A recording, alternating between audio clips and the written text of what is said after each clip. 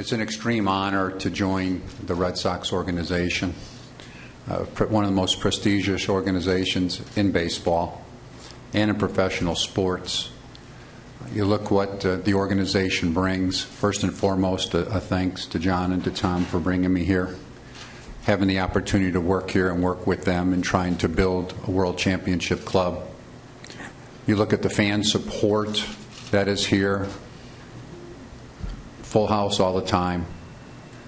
You're in a spot where you have a great front office with what they've done from a business perspective, and probably when you look the most forward-thinking business operation in professional sports. So it's a great opportunity. My wife Carrie, my daughter Darby, my son Landon, we look forward to being part of the community and being here for years to come and bringing together a great organization, great baseball, a lot of enthusiasm. I know everything will be great until we lose a ball game, but it's also a situation where we look forward to really building upon what's been built here and continuing to grow the organization to be in a world championship caliber club on the field.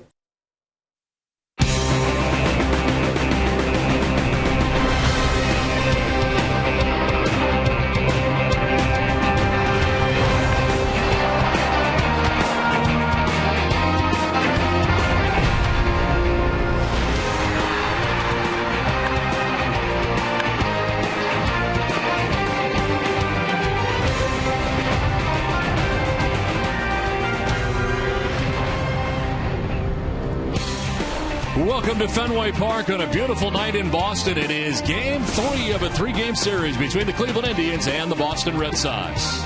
Welcome inside the broadcast booth, everybody. I'm Don Orsillo, as always, joined by Jerry Remy. Welcome to Red Sox baseball. Well, Jerry, last night it was big news, certainly when it took place today. Well, Dave Dombrowski is here, and the Dave Dombrowski era begins. Yeah, I think this is one of the boldest moves this organization has made since the new ownership group has come in 14 years ago. To get a guy like Dave Dombrowski in, the fact is that it's really happened. The timing had been perfect. He leaves the job with the Detroit Tigers. He's out there available to all the ball clubs, and the Red Sox end up landing this guy who's got a tremendous track record, as you can see, a proven track record over the years with many different ball clubs. So, I think it's a terrific move by the Red Sox, and he gives him an opportunity to come in here early instead of later on. Now he can evaluate the whole situation, from the inside of the office to outside on the ballpark for the next 6 weeks and find out exactly what direction he wants to take this ball club in. And we're going to get a chance to talk to him during the ball game tonight. Certainly exciting times for Red Sox Nation. Well, the Red Sox tonight trying to win the series against the Cleveland Indians. Tonight, the Indians have Corey Kluber on the mound. He is 8-12 on the season and be matched up against Joe Kelly, 5-6, making his 20th start. We're back with more right after this.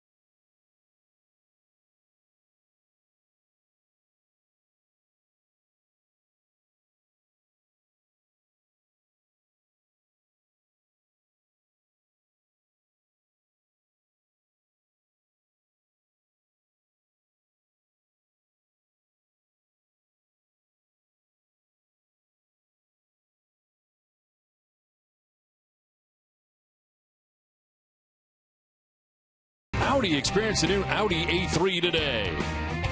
Dunkin' Donuts, America runs on Dunkin'. Toyota's website for deals via Toyota.com. Nissan gets a Nissan's ride of your life for exciting performance and bonus cash. Shop ChooseNissan.com. Lexus in their pursuit of perfection. and by Southwest Airlines. Book your low fare now at southwest.com. Welcome back inside Fenway Park as we get ready for Game 3 of the series between the Indians and the Red Sox. Welcome back inside the broadcast booth, everybody. I'm Don Orsillo. Well, the Red Sox lineup has changed day to day, but if you look at the Red Sox lineup tonight, there's certainly some big changes for Boston. And to answer some of those questions, we check in with Garen Austin. Garen? Thanks, Don. There were some concerns when the lineup came out today, and there was no Mookie Betts, Hanley Ramirez, or Xander Bogaerts, especially after Bogaerts left the game early last night. Interim manager Torey Lovullo assured us that there were no injuries. He was just giving the 3 players a night off. I wanted to give Xander a day off. He hasn't had a day off since June the 23rd. He's played a lot of baseball, and he's been playing good baseball, and we want to maintain that and stay ahead of it.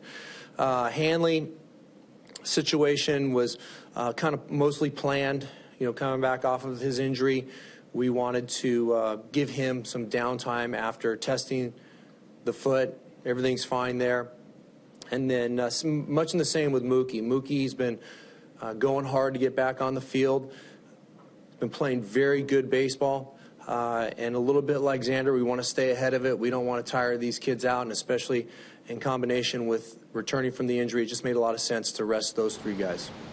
Well, we'll get a look at Torey Lovullo's lineup when we come back to Fenway Park on a beautiful night in Boston. The first pitch is next.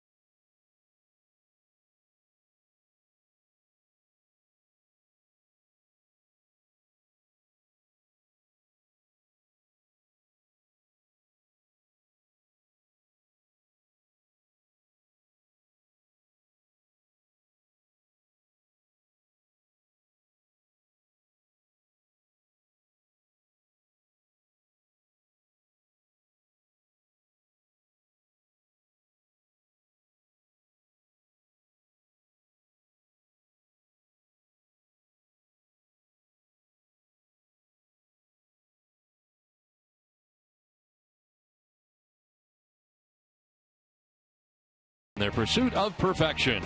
Digital Federal Credit Union. See what DCU can save you. Your local New England Ford dealers. Infinity. Visit your local Boston area Infinity retailer for test drive today. And by the Kia Sorrento. Well, beautiful night tonight in Boston. Very comfortable conditions as the Red Sox homestand continues tonight. And Game 3 of the series between the Red Sox and the Cleveland Indians. As the Red Sox and Indians have split the first 2 games of the series.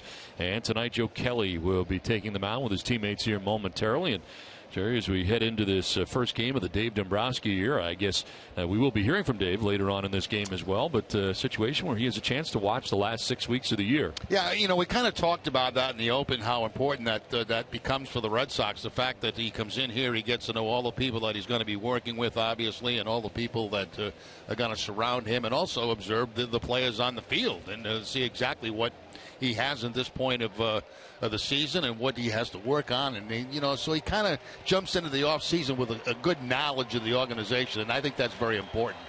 The Red Sox taking the field, and as they do, let's check out the Cleveland Indians starting lineup. It's brought to you by New England Chevy dealers. Now, Jason Kipnis leading it off and back in the lineup after being activated last night off the DL. Francisco Lindor at shortstop at second with Michael Brantley the DH.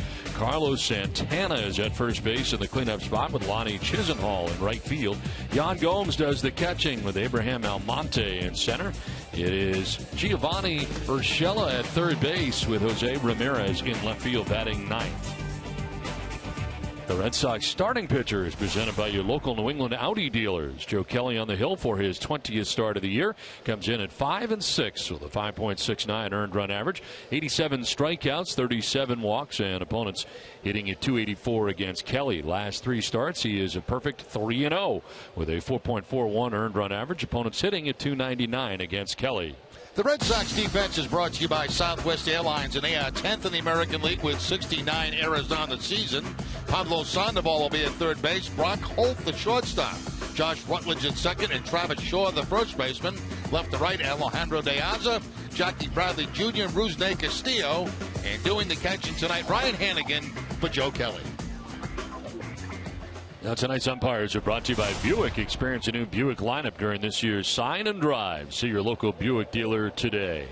Mark Wegner has a play calling the balls and strikes with Marty Foster at first base. Mike Winters is the crew chief at second, and Mike Muchlinski the umpire at third. Where available, this telecast can be heard in Spanish by selecting the SAP button on your television remote. Enjoy the game. Buenas noches, amigos. Well, again, nice conditions here tonight at Fenway Park. 82 degrees with the breeze out to center field at 14 miles per hour. Forecast partly cloudy for the remainder of the night, but right now nothing but blue skies above Fenway. The lights are on. And Jason Kipnis coming up here to face Joe Kelly to get things started tonight.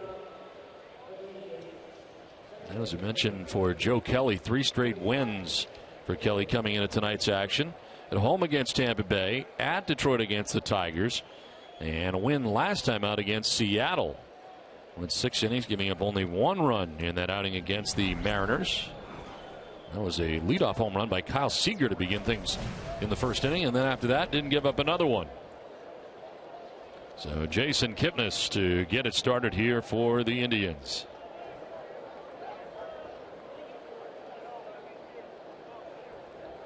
Joe Kelly with the first pitch of the ball game, and that is in there for strike 1. So Kipnis fresh off the DL, 2-time All-Star.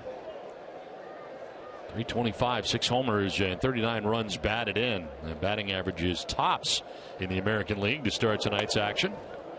As a good player, he was out working out yesterday to make sure that he was 100% healthy, off the disable us, and very quickly back in that leadoff spot.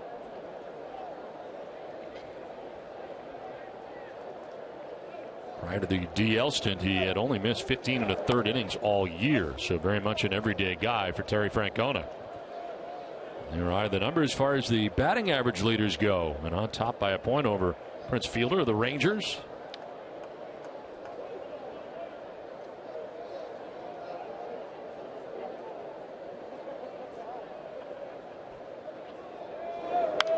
Fouled off to the left and out of play, 2-2.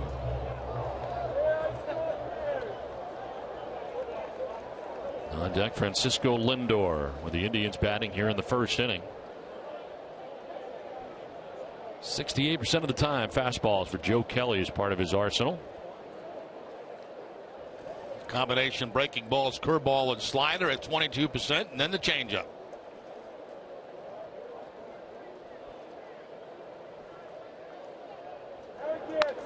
In there for strike 3, and Kipnis knew it. Takes with him the first strikeout for Joe Kelly of the night. Yeah, Kipnis obviously looking for something outside because Kelly buzzes him inside corner with the fastball. Little tail to it, and no argument from Kipnis. He knew that he was fooled on that last fastball from Kelly.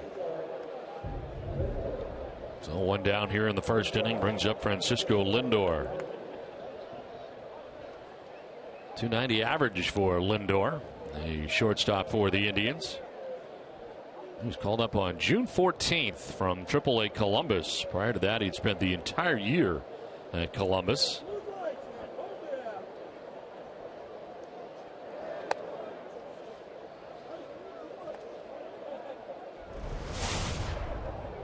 Five homers, 24 runs batted in to go along with that .290 average.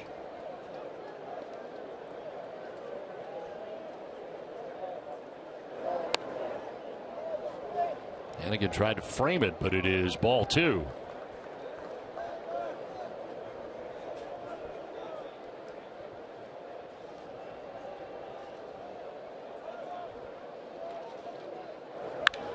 To center field, and Bradley going straight back, but that is going to be caught. Oh my goodness. Jackie Bradley Jr. with a spectacular catch in center. Don, I have no idea how he made that play. He turned again. The ball was on the line, and somehow he's able to make this catch. There's the turn to the left, the turn to the right, and back over the shoulder to make the catch going up against the wall. I mean, that is a spectacular play by Jackie Bradley Jr. And that ball's not a fly ball. That's a line drive out to center field. Wow. Well, Joe Kelly certainly enjoyed that. Unbelievable catch again by Jackie Bradley Jr. 2 down here in the first inning for Michael Brantley. I mean, once he got turned around the first time, I thought the ball was hit too hard for him to make a catch on it. Well, Jackie Bradley not only made the catch, it was a great catch.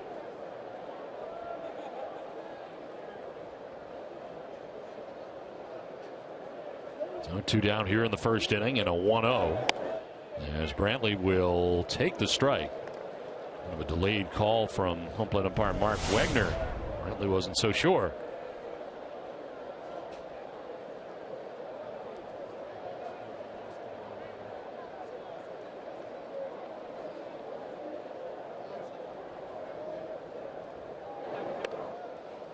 Two and one. One more look at the end of the catch for Jackie Bradley. Eyes concentrating on the baseball, body trying to get in position to make the play, and does make it. And Dave likes that, doesn't he? Yes.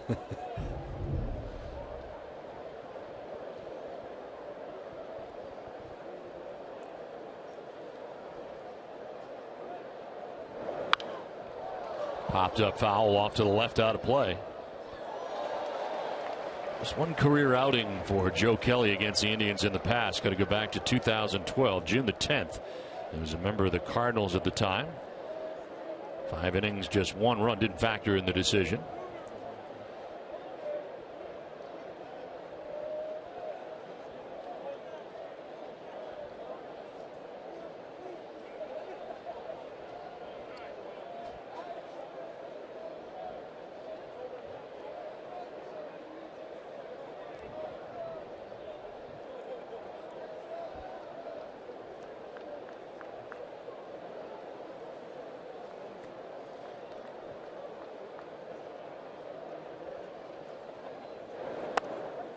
A little bit low, and it's a full count. That time the changeup from Kelly, a little bit down out of the strike zone, and Brantley not chasing it. Brantley 1 for 3 in his career off Joe Kelly. Not many players, only 3 players in the lineup have faced Kelly before. Kipnis, Brantley, and Santana on deck.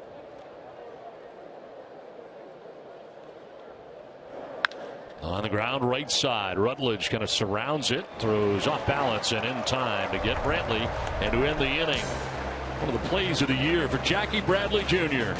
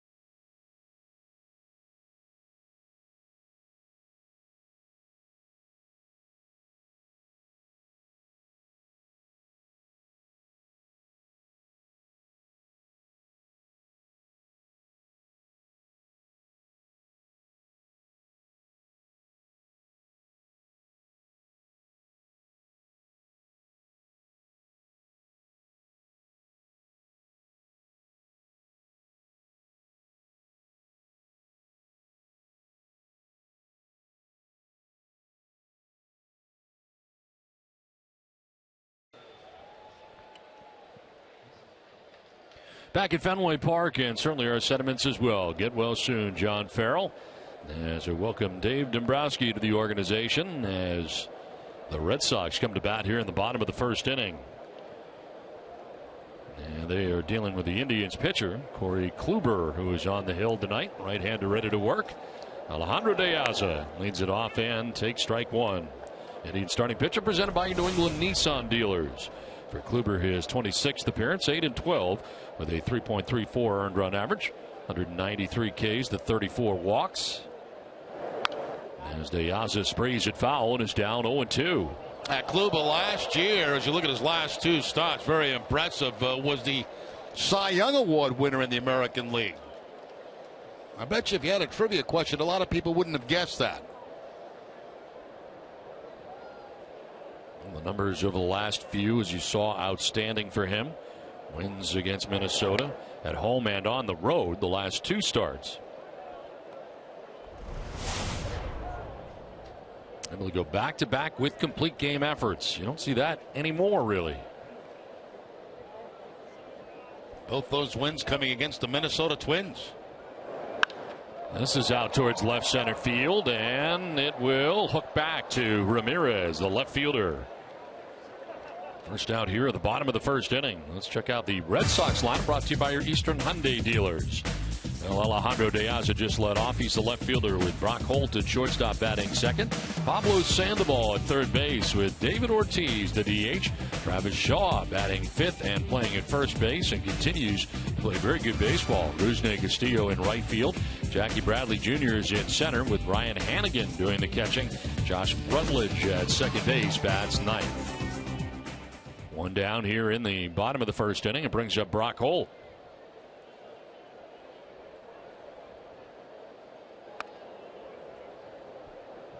Holt continues to bat second in the Red Sox order, but tonight a little bit of a wrinkle. He moves from second base to shortstop, as he has primarily been the everyday second baseman in the absence of Dustin Pedroia. A few guys getting the night off tonight. Mookie Betts, Xander Bogaerts, Hanley Ramirez.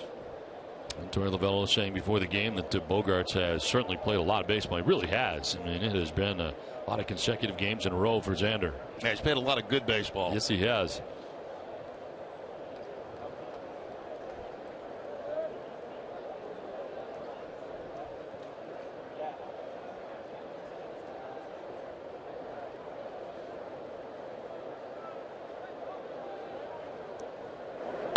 On the ground to shortstop, Lindor throws out Brock Holt, and there are two outs here in the first inning. Now, the Indians defense is brought to you by DraftKings, fifth in the league, 62 errors on the season.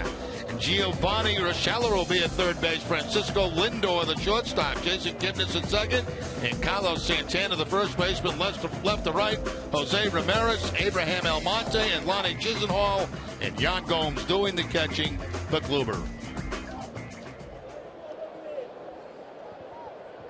So two down here in the bottom of the first inning, and brings up Pablo Sandoval. Slides up to the 3 spot in the Red Sox order with the absence of a few guys we talked about. Cranks this one foul off to the left and out of play. The Red Sox season ticket plans will soon be available for the 2016 season. For information about becoming a Red Sox season ticket holder, please call 617-226-6888 or visit redsox.com/season tickets today. Two down here in the first inning as Pablo Sandoval swings at the 0-1 and is down 0-2. Third career start and appearance at Fenway Park for Kluber. He's not recorded a decision at Fenway despite a 2.25 earned run average over 2 outings. Look at the breakdown for him. Quite a few breaking balls mixed in. Seen the fastball around 93 miles an hour. And a swing and a miss, that time 94. It's a 1-2-3 first, scoreless after 1.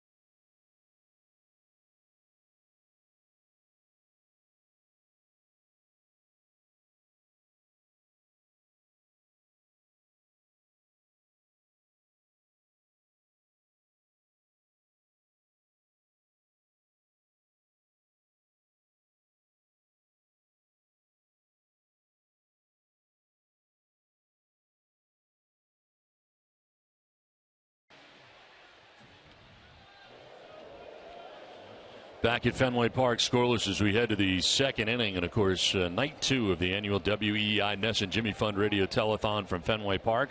Robbie Supernaut and his dad, Mike, joining us from Pembroke, Massachusetts. Robbie, great to see you. Thank you. Tell us a little bit about what happened to you and how you found out that you had cancer.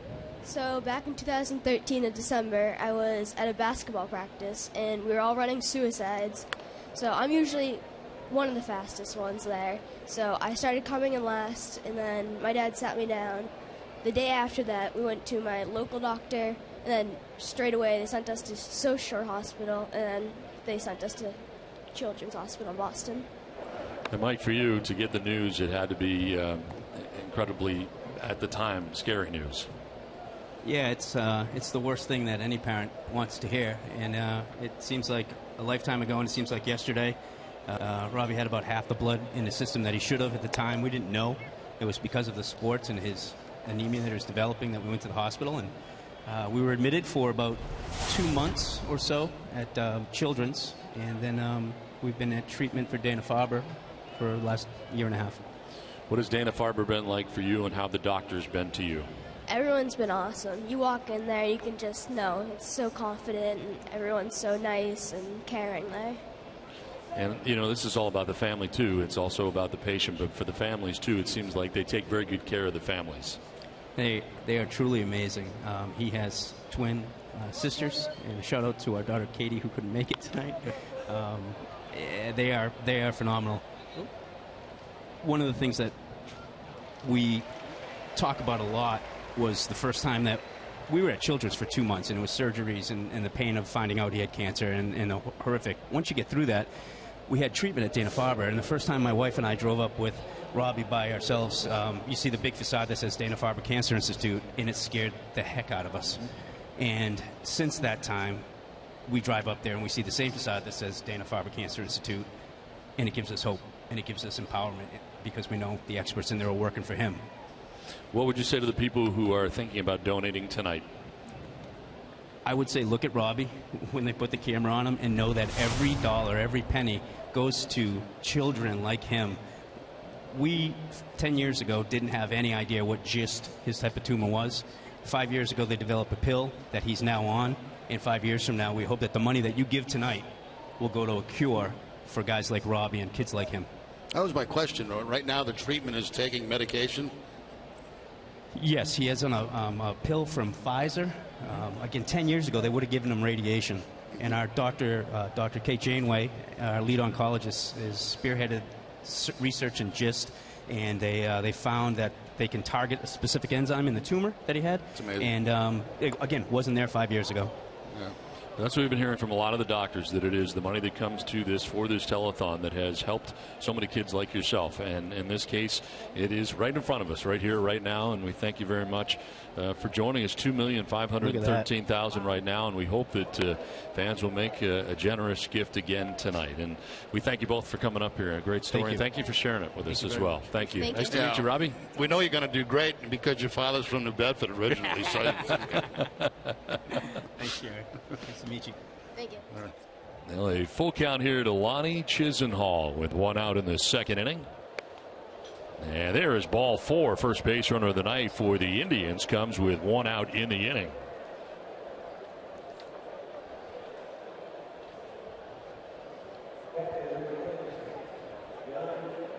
Kelly had retired the first 4 Indians that he faced in the game prior to that walk, and brings up Yan Gomes, the catcher, hitting at .230 coming in, 7 homers and 28 runs batted in.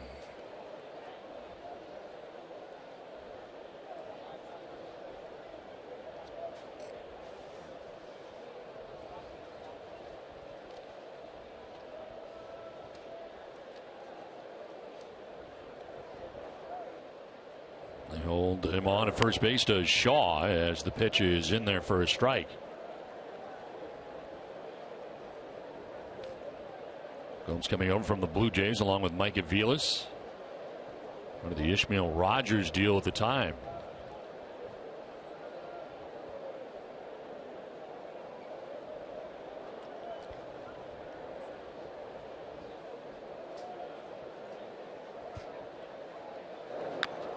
Foul back, and it's 0-2.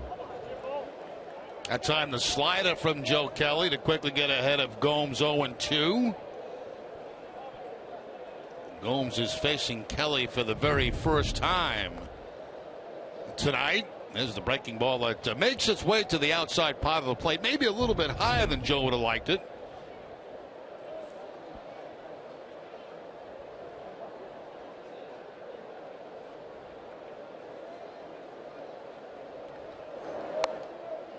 Down and away, and it's 1-2.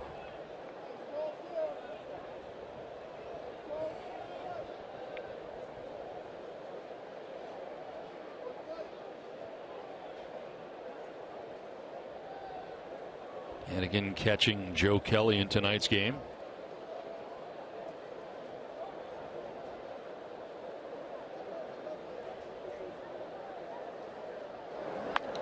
And a foul back, and it hangs at 1-2.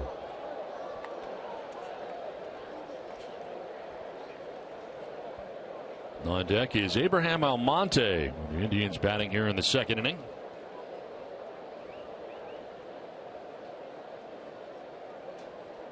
One strikeout so far tonight for Kelly. One on walk here in the second. Indians after the ball game tonight heading to New York in a series against the Yankees. Throw to first, and back to the bag is Chisenhall. Chisenhall with a couple of steals on the season. Caught one time. It was the first game of the series against Matt Barnes. Tito had his group running very early in the ball game. What's Tito doing? Who's he talking to? Anybody will listen. Probably doesn't even know this guy. 1-2 is up and away, and it is 2-2.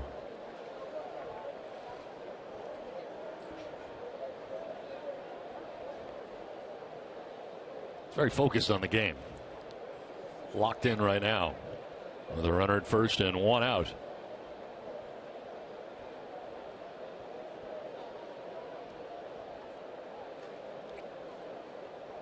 Sixth pitch of the at bat here for Gomes. First throw to first, and back to the bag is Chisenhall again. You mentioned John Farrell earlier. He was actually in the Red Sox clubhouse this afternoon.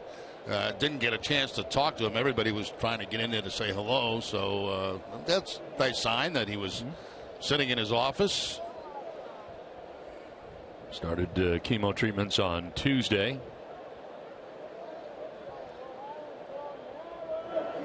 2-2 pitch on the ground, left side. Sandoval to second for one, on to first, and it's in time.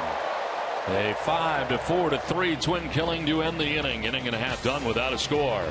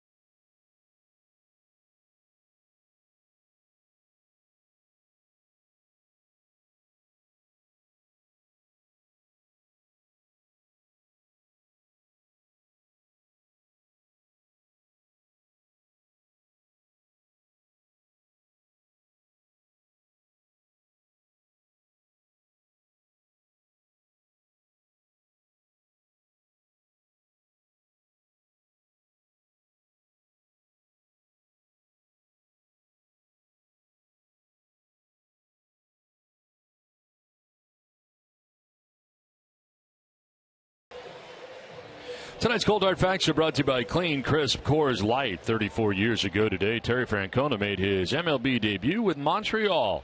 Francona pinch hit in the 8th inning, grounding out to first base.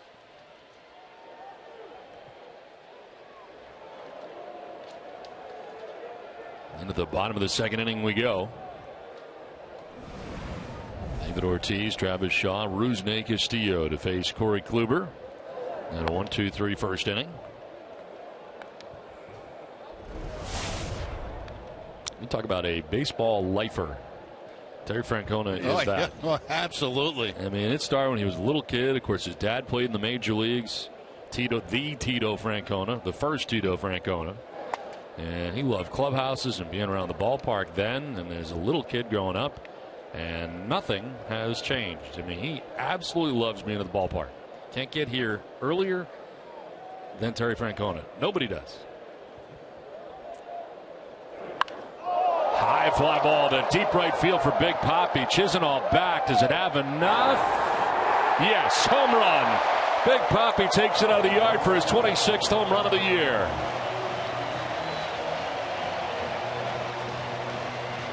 Inches closest to 500.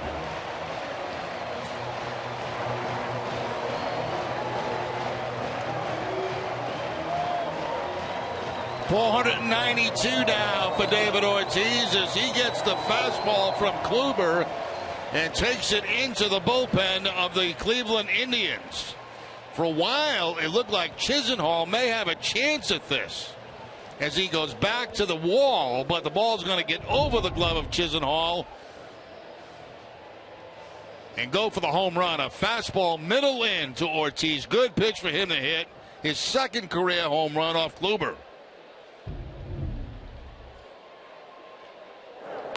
Now Travis Shaw takes a pitch outside.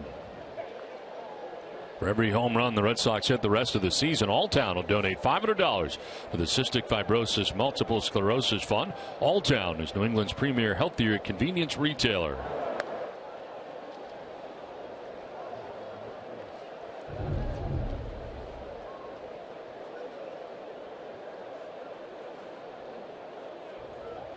I actually lost that ball because of twilight, and I was watching the right fielder, and for a while it looked like he was going to make a play on it.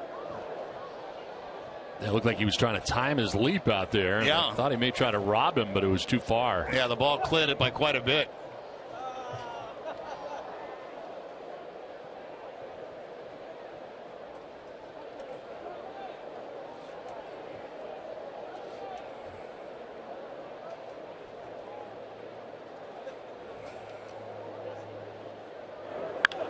In the air to left field, struck well the other way by Shaw, back, and that is gone.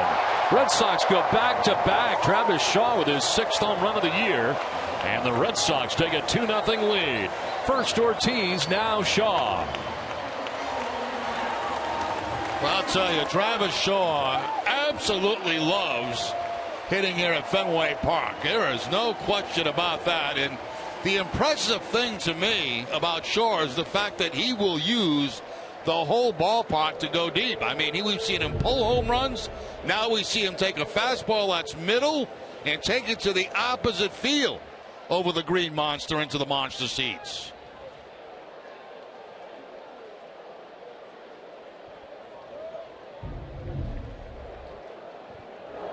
Now Rusney Castillo standing in.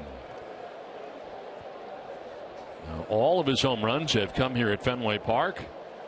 5th time this season the Red Sox have gone back to back. Swing and a miss. Back to the breaking ball that time, as it is a ball and a strike now to Castillo. Yeah, I think that might have been the cut fastball. It's a big cutter from Kluber.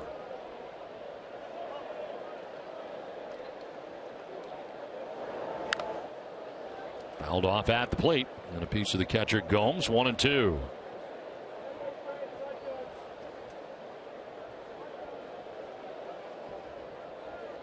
Well, we saw a lot of Travis Shaw during spring training, but didn't really get a chance to see a lot of him during the regular season until this stint, and it has been quite a stint for him.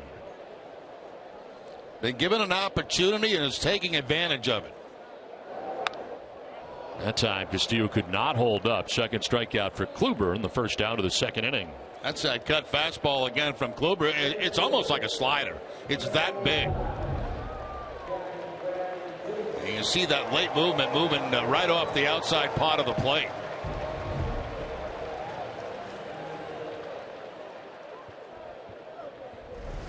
One out for Jackie Bradley Jr. 244, 4 homers, 17 runs batted in. He's already made a spectacular catch out in center field.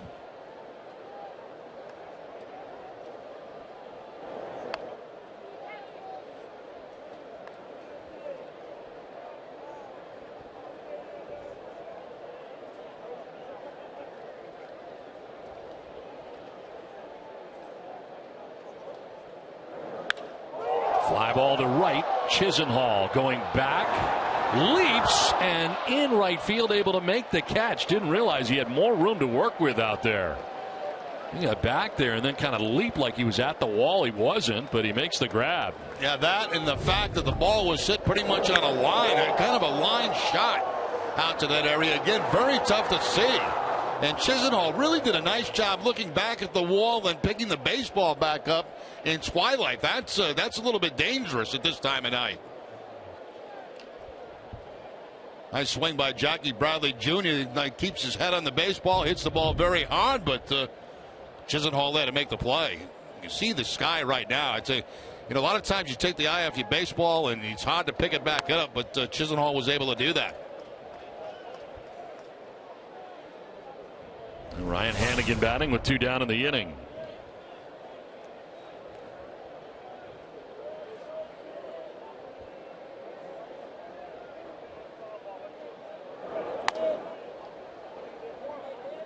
Center fielder Abraham Almonte in and towards right center. They pull Jose Ramirez, a left fielder, well off the line and left. Waiting for Hannigan to go the other way. Yeah, it looks like they're playing a left-handed pull hitter right now, right? Yeah, the way they're yanked over to the right. That includes Chisenhall in right field.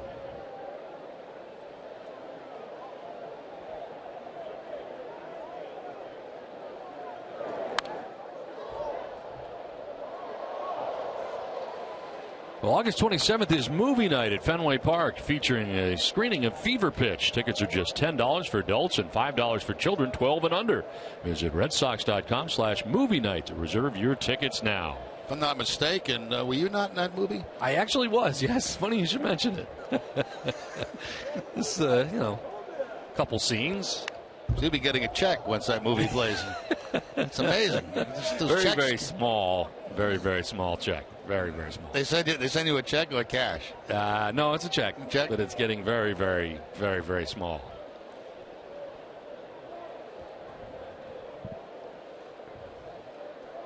Did I tell you 2 scenes? 2 scenes. It was 2. I didn't know that. Yeah. 2 scenes. 2 scenes. Wow. Yep. In there for strike 3, Hannigan down by way of the K. Back-to-back home runs for David Ortiz and Travis Shaw. Ortiz's home run is 492nd of the year.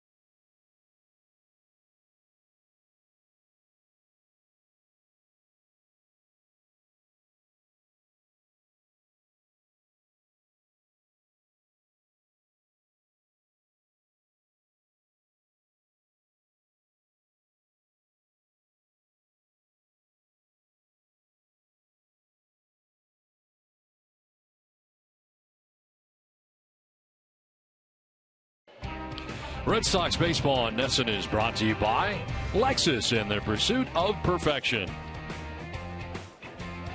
2-0 Red Sox have the lead now for Joe Kelly. Sails one outside. Abraham Almonte. 268, 2 homers and 8 runs batted in. Getting the start in center field. Almonte, Urshela, and Ramirez featured here. Bottom third of the order for the Indians.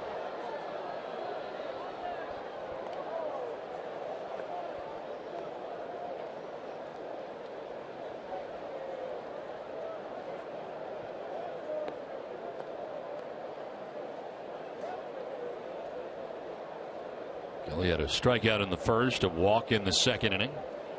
Red Sox able to turn a double play to end the second inning for Joe Kelly. One of the problems Joe Kelly's been having, a high pitch count early in his outings. Yeah, to get to the 6th inning last time out, that's the first time he had been in the 6th inning in quite some time. A lot of 5-inning efforts, 3-inning efforts with a high pitch count. Good pitch there, right at the bottom of the zone for strike 2.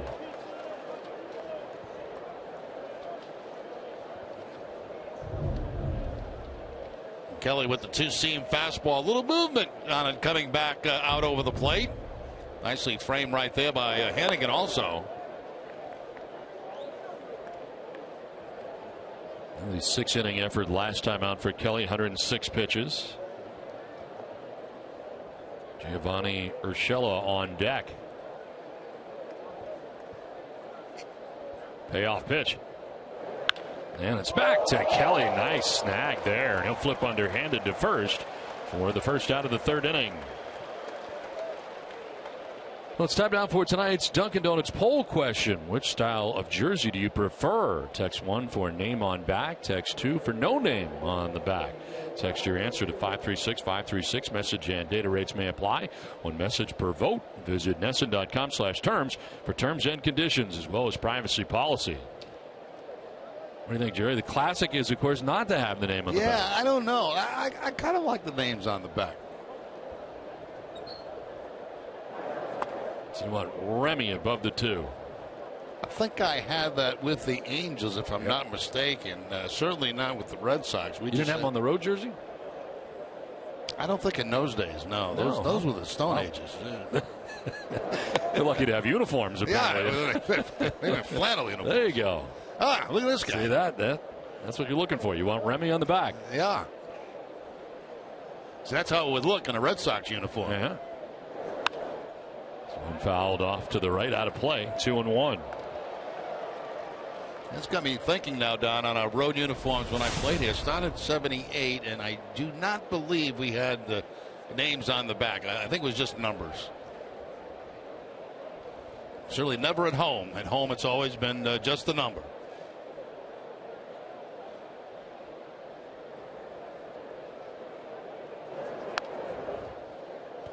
Kelly falling behind here, 3-1.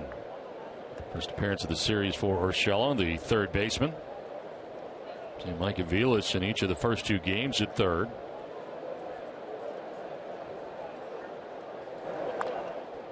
Kind of a defensive swing there and a full count. Aviles to begin the night on the bench.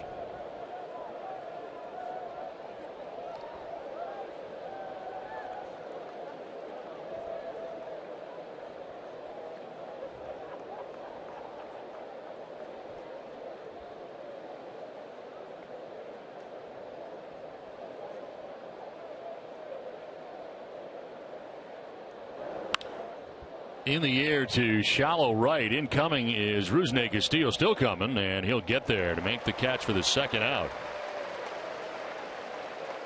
We'll take the family to Fenway one last time before summer is over with the Red Sox end of summer family pack through Sunday. This package includes game tickets, free parking, a free duck boat ride to and from Fenway, and a free hot dog and Coke. It's a great deal for the whole family. What a great night, isn't it? Very, very comfortable conditions. Very nice night here at Fenway. 2 down in the inning. And Jose Ramirez, who we saw play in the infield first 2 games, moved to the outfield and to left field for tonight's finale of the series. Average under 200 at 197 for Jose Ramirez.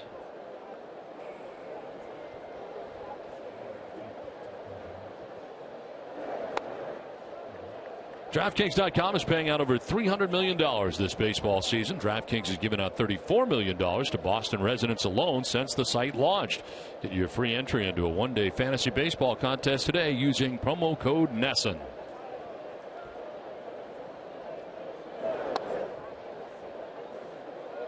Two balls and a strike to Ramirez.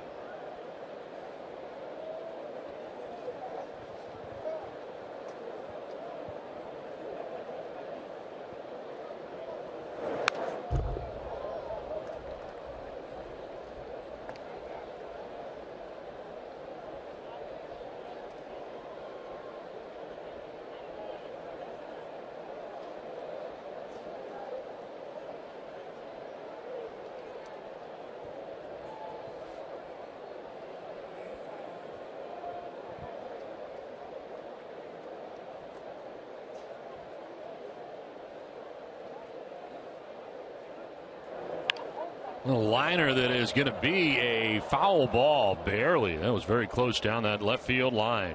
That was almost like a chip shot in golf, the way that he hit that down the third base line. A little 9-iron, right? And just missing to the left of the foul line. I mean, I don't know what I'm talking about. I don't play golf, so I'll take your word for it. I don't either, but I think it's a 9-iron. That's what it looked like to me, anyway. And chipping up on the green.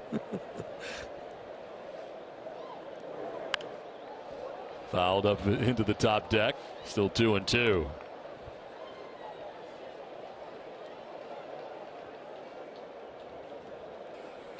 Now on deck, the top of the Indians order, Jason Kipnis. Kelly going first time through right now, and there's the first two outs of the third inning.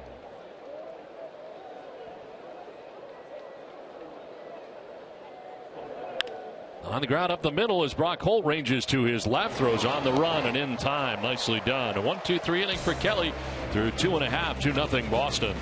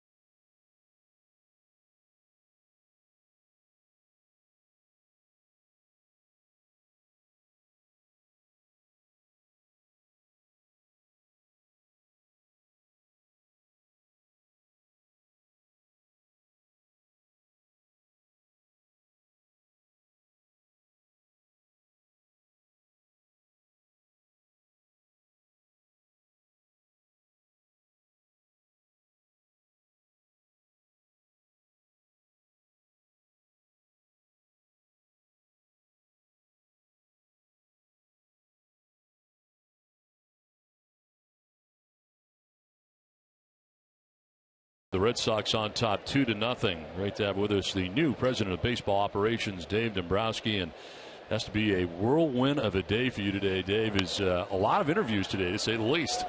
Well, it has been an exciting whirlwind day, but it's also been a very exciting, fun, enjoyable time period in the start of. We look for a good regime here, and being part of a lot of good baseball games and some championships. You had some decisions to make once you left Detroit. I know there were probably a great many offers for you, but what brought you to Boston specifically? Well, there are a few reasons. I think first and foremost, knowing John Henry like I do, I've known Tom a little bit, but I knew John very well.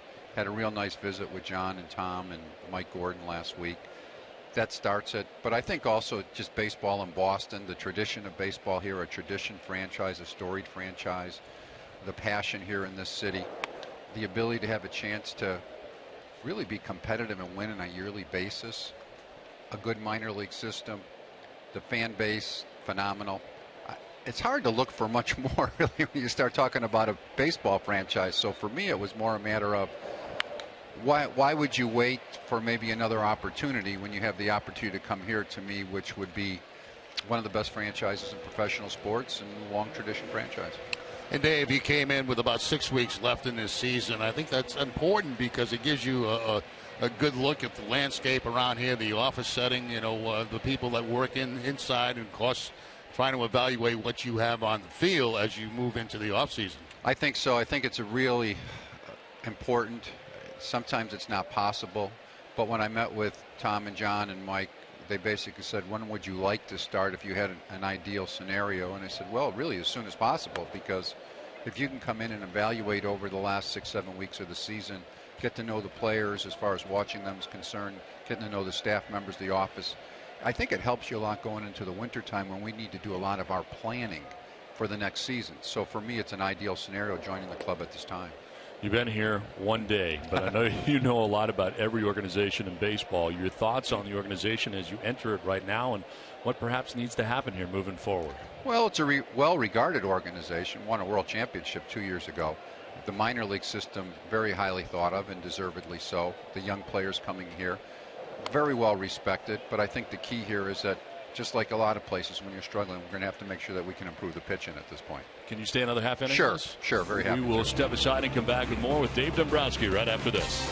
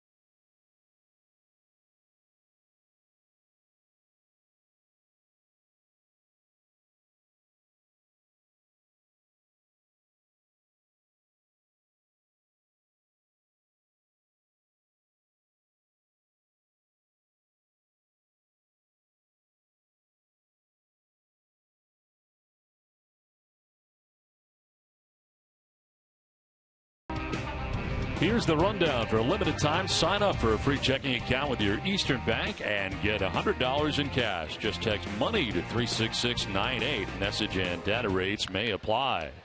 There's a ground ball right side to first. Shaw will shovel to Kelly for the out. The first out of the fourth inning. Visiting with Dave Dombrowski. And Dave, I know there's a lot of questions today. You fielded a bunch of questions for a long time, but if you could, in a nutshell, tell us a little bit about what your baseball philosophy has been. You've been very successful as a general manager, as a president of baseball operations. How would you describe your own philosophy? Well, I think there's a couple different ways to approach that. One is my overall management philosophy as far as putting together a good organization, a good baseball organization. And I think you get quality people around you. You need to bring them on board. You need to communicate well. You need to be on the same page and delegate responsibility, yet stay on top of things. So that's really what I try to do there, is to put good people around, because you can't do everything yourself no matter who you are. You have to have somebody that's watching player development, scouting, Latin American operations. You have people with the rules, people that are in the clubhouse. So to me, that's the important part. When it comes to on the field aspect of it, I'm probably not a lot different than many other people. I love power pitchers that get people out. I mean, if you can have power pitching, I think it's a little bit of an advantage on the mound. Good pitching. Ideally, you want outstanding defense up the middle of the field with some speed attached to it. And if you can get some offense, great. And you put the corners, if you can get some of your pop out there and produce some offense. But I think you also have to be in a spot where you have to adjust to those things, because idealistically that doesn't happen very often. It's great if you can, but all of a sudden you're in a spot where the best player coming up doesn't fit that scenario, and you just have to make it work at times. Jackie Bradley Jr. running this down, turns and fires back in very quickly and holding Lindor to just a single. I like defensive center fielders like that. I saw you earlier go wow on a catch that Jackie made in center field, and he just really stopped a double right here. This ball looked like it was headed to the 420, but you can see Bradley able to cut it off, spin around, and get it back in, and hold the base on the hitter to a single. Dave, I wanted to ask you, you've been in the game a long, long time now. You started off with Montreal, of course, and the game has changed a lot, and especially with information that is available to you now as the president of baseball operations or a general manager. There's a lot of data that comes into the ball game, and I'd like to know the balance you have between that and what your eyes see. Well, and it's a great question. I think, first of all, you're trying to get as much information as you possibly can.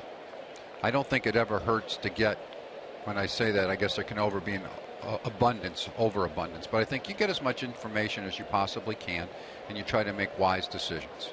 So for me, you combine the two. But I know myself, I mean, I look at all the analytical information, but I'll just use an example because it's from my own experience and not here. I really don't need analytics to tell me that Jose Iglesias is a good defensive shortstop.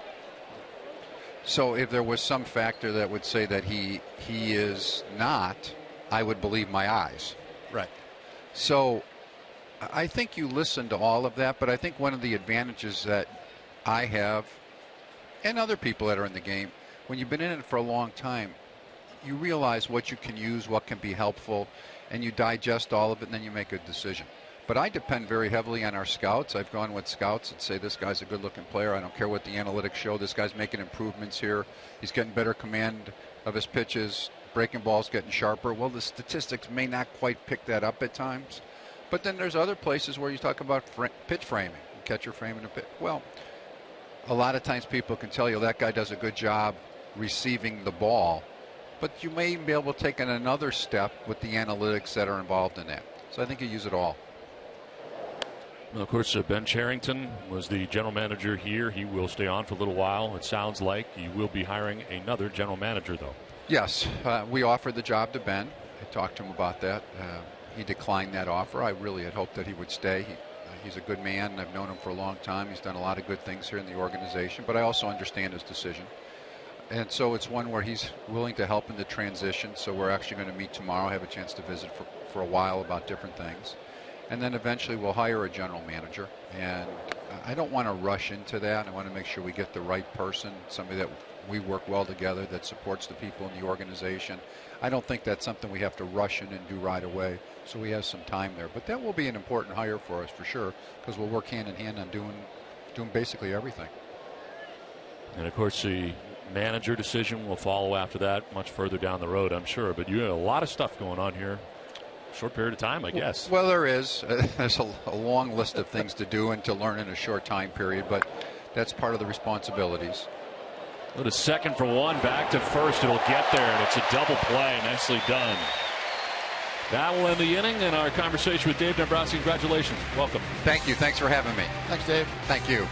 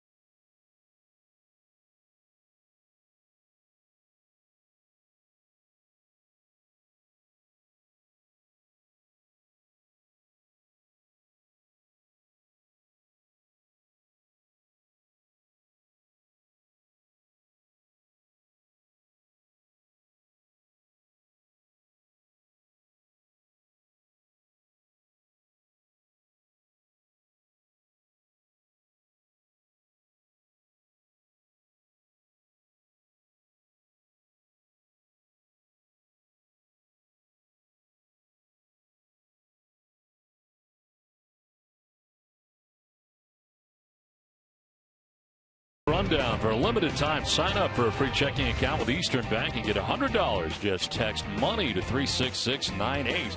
Message and data rates may apply.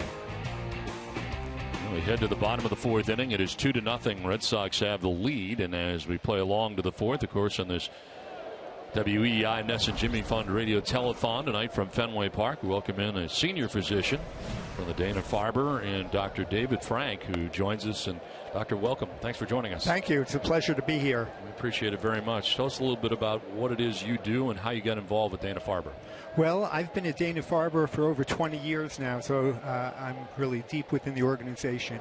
And there are two things that we do there, really. We focus on taking care of patients today, trying to give the best care to our cancer patients, and then doing research to try to develop better therapies in the future. And it's really that combination that I think distinguishes Dana-Farber from other places. So I have the privilege of actually doing both. I take care of cancer patients, mainly focusing on patients with hematologic cancers, blood cancers like leukemia, lymphoma, multiple myeloma, and I also have the privilege of running a research laboratory where we're trying to develop a new generation of targeted therapies which hopefully will be more effective and less toxic in treating patients with cancer. Well, give us an idea exactly where the money then would go for someone like yourself who would be dealing with that money and doing the research. Well, first of all, I'd really like to say thank you to all of Red Sox Nation. We are blessed with having the most generous donors, both financially and within spirit, that we get from the people in Red Sox Nation, and we are deeply appreciative for that. The funds that are raised through a telethon like this go to really two things. One, helping to take care of our patients today. So if a patient is given a diagnosis of cancer, it's really a life-changing event. And I think I've heard you talk about that specifically. And so we try to take care of people in the most compassionate and caring way, in personalized therapy, taking care of each individual to the best of our ability. And the funds that are raised are focused on trying to improve every aspect of our care, the medical care, the nursing care, the ancillary services like social work, pharmacy, and so on. And the funds are also used for innovative research that we're doing. And the focus really is developing new therapies in the laboratory and then bringing it across to our clinical trials and testing it in patients. And frankly, we're really blessed. We have patients who sign up for these clinical trials not knowing if they will benefit from it or not. But they say, hopefully it will benefit me, and if not, then maybe it will benefit some patient in the future. And people like that who are brave and courageous like that are true inspirations and heroes to me. That has to be for you, I mean, something that really makes you feel good when something new develops and you're able to put that to use and you see the great results that you get from it. I mean, all the work that you put in, and you see all these people come in with, you know, terrible looking faces. I mean, they're down, they've got cancer, and all of a sudden you've got these weapons at your disposal to make them better. Well, absolutely. And actually the scientists in our laboratory, if you go there right now, 7 days a week, there are people working to develop new therapies just for that reason, because we know, you know, in the United States, 1,500 people die a day of cancer. That's unbelievable, and that's not really acceptable to us. And so there are people working 24 hours a day to develop new therapies. He's out to center field and almost gone right up off the top of the wall. And Sandoval will head to second base, has himself a double to begin things here in the fourth inning on a long shot to center. To almost get out of here. That looked like Sandoval had himself a home run right there. Very hard hit on a fastball, as you can see. Fastball stays inside. Sandoval head on the baseball. Good swing. And the line shot right off the top of the wall out there in center field, just missing a home run.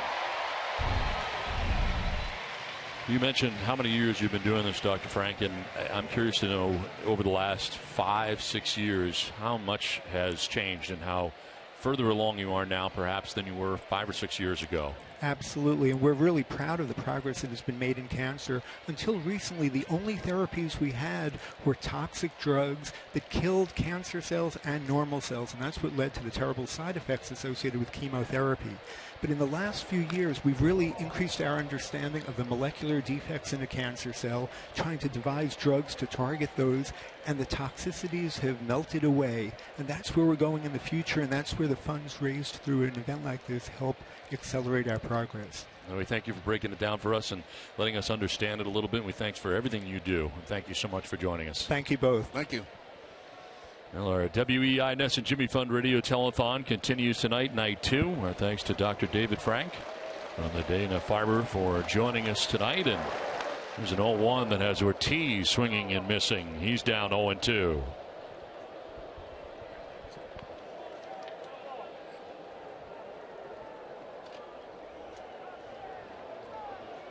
Ortiz batting now with Travis Shaw waiting on deck.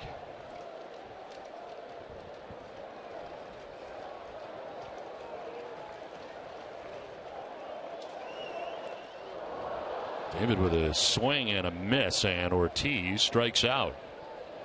That is the 5th strikeout for Corey Kluber, and it is the first out of the 4th inning. Yeah, Kluber gets quickly ahead, 2 strikes, then goes out of the strike zone and gets Ortiz to chase a breaking ball that was down and in. I don't know if that was the cut fastball from Kluber, but a lot of break to it, and also thrown very hard. Mika Insurance, great service, great coverage, and a great price for auto, home, or life insurance. 1 out, runner at second base. And Travis Shaw now stands in. Shaw has homered tonight. First time up. Got his 6th home run of the year.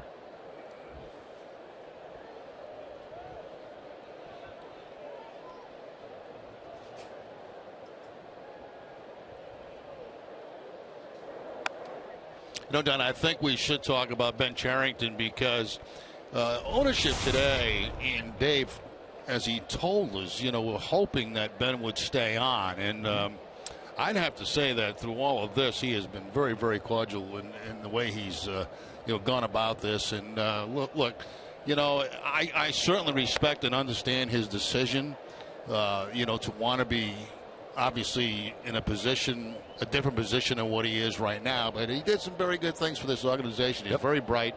He's a guy that is going to be in baseball a long time. He's got a very good team around him. And, I get it, when somebody comes in like Dombrowski and, you kind of want to do your own thing. And that's just a guess on my part. Mm-hmm. And I think that, he felt like probably best for him to move on. But, we certainly have a lot of respect for him and what he's been able to do for the Red Sox organization. And, he's a tireless worker. I mean, every day, you would see him in the clubhouse talking to John Farrell, and made a lot of road trips with the Red Sox. So always had one of his members of his staff make a road trip with the Red Sox. And that's pretty unusual in baseball. And so, he deserves some props, too. Absolutely does. The architect of the 2013 World Series championship team. And you think about that team, it was a collection of guys. You didn't know how they're going to do. And be quite honest, going into that season, Jerry, I thought they'd be a 3rd place team, a 4th place team. They win a championship. And it was because of the team that he put together.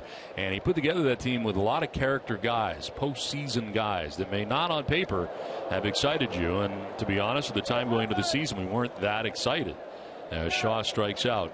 But also important to remember the length of time that had been put into this organization. He started this organization under the Harrington regime with Dan Duquette here in 1999, a long time, and very much worked his way up the chain to really have what I think is probably his dream job. Kid from New Hampshire. It's pretty special to be a GM. You got that right on, Don.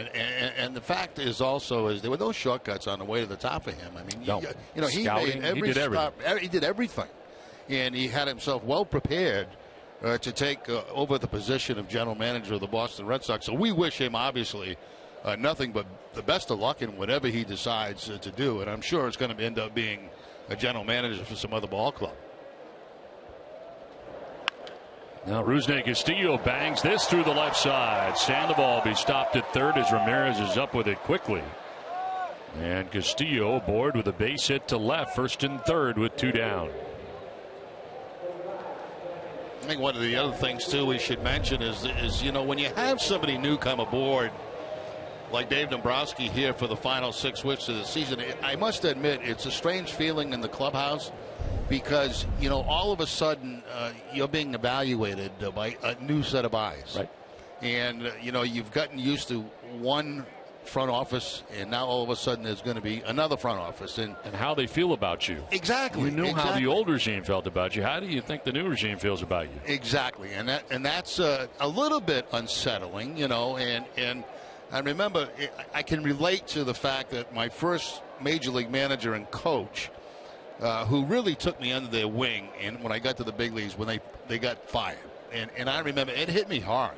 It really did. And, because I wasn't sure, I said, maybe these are the only two guys in the world that like me, Right. So I didn't know, and I wouldn't say it's like that, but it does bring some apprehension, I think, to players, knowing that, there's a new set of eyes up there checking out what they do. And I'm sure that before this season's over, Dombrowski will take some trips with the Red Sox probably just to get, knowing a little bit more about the ball club. I think that's going to be part of the process. As he said, certainly these last 6 weeks, a chance to look hands-on here at what the organization has here at the end of the year. Choosing to come now seems to make the most sense. First and third with 2 down, and a lot to look at for the Red Sox from the system here in the last month, and not even to September 1st yet.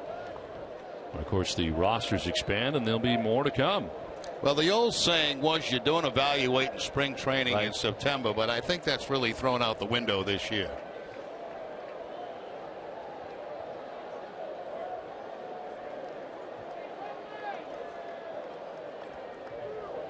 One ball, 2 strikes, 2 down here in the 4th inning, and Kluber with a pitch down and in. It's interesting how the game stays the same, though. When he was talking about setting up a club, power pitching, defense up the middle, speed at those positions, power on the corners. I mean, that hasn't changed in years. It's been basically the same, model for winning teams for years and years and years. Now the question is, can you get those type of people? That's the issue. Are they available? High drive to left. Ramirez back, and it's gone up off the light tower. It is a 3-run home run. Bradley is still running. The umpire has called it a home run. He can come all the way around. He stopped at second base. Third base umpire Muchlinski letting him know, come on by. You got yourself a home run, Jackie Bradley Jr. Come on down. 5-0 Red Sox. He was going to accept the double, but gets the better news from Mike Muchlinski, the third base umpire. Yeah, I don't think there was any question about that one, with the exception of Jackie Bradley Jr. That ball was off looked like the light tower out there in left field. Good hitting again, fastball away, and a good stroke to the opposite field by Bradley. I'll tell you, in this recent stretch that he has been in, his head discipline has been absolutely outstanding. Watching the ball hit the bat, or trying to watch the ball hit the bat. I don't think you really see that, but. Now a drive deep and far to left for Hannigan, and that ball is going to ride right out of here. Red Sox have gone back-to-back for the second time tonight. That's 4 home runs given up by Corey Kluber. And the Red Sox take a 6-0 lead. It's been some kind of show. Kluber came into the game only allowing 13 home runs on the season, and it's been all home runs tonight for the Red Sox. Hannigan going over the top of the monster seats out there in left field. A little spinner. That's a cutter that stays on the inside part of the plate, and that becomes a very nice pitch for Hannigan to make contact on.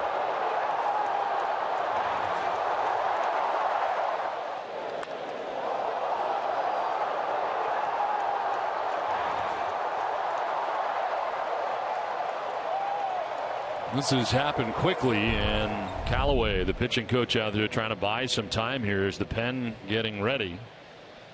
As Kluber had given up 2 runs in the second, not a big deal, but all of a sudden here gives up 4 in the 4th inning very quickly after getting 2 strikeouts in the inning.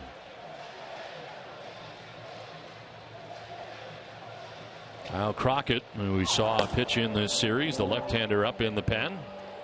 They pieced together the rest of last night's game after the starter Bauer was chased after an inning and 2/3. So that pen was busy last night, and they're busy again here in the 4th inning. Josh Rutledge.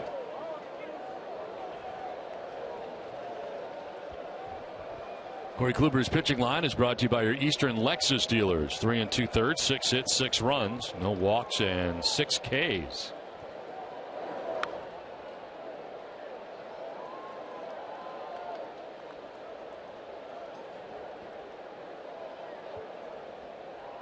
Rutledge so far 4 for 19 in a Red Sox uniform, coming over from the Angels in the Shane Victorino deal. And a liner to second base caught by Kipnis. It'll end the inning. Red Sox go back-to-back again, and they've scored 4 times in the inning to lead 6-0.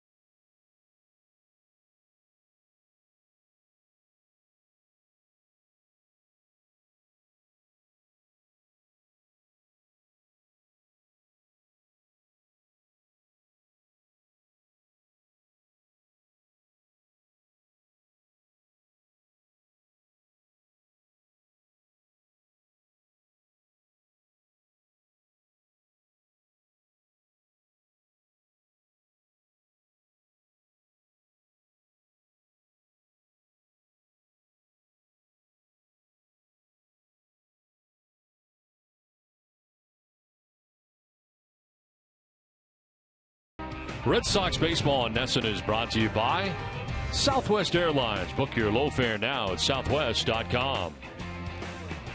6-0. Red Sox have the lead over the Cleveland Indians now after a 4-run bottom of the 4th inning for Boston. Back-to-back home runs, 3-run shot for Jackie Bradley Jr., the solo shot for Ryan Hannigan.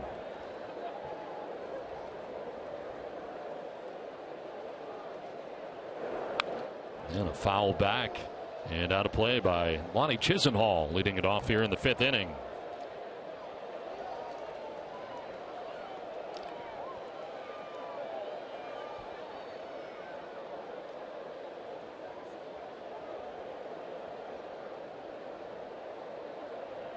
Chisenhall, Gomes, and Almonte scheduled to bat here in the 5th. Now a line drive, base hit into right field. So Chisenhall's been on twice. He walked in the 2nd. Now a single here to right to begin things in the 5th. Well, your next fill-up could be free with Gulf Oil's new rewards program, PowerPoints. Visit GulfPowerPoints.com to sign up and start earning free gas. It's that easy. Lead runner on here in the 5th, and it brings up Yan Gomes.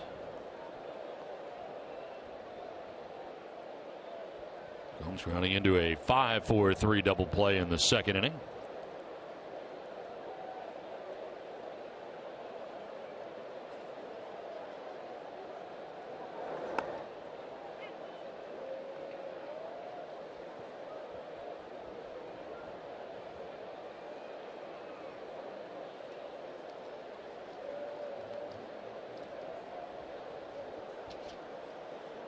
Right now you can get up to 60 months with no interest on anything at Jordan's Furniture. Furnish one room or your entire home. Best of all, you'll get to enjoy it now. Visit Jordans.com for details.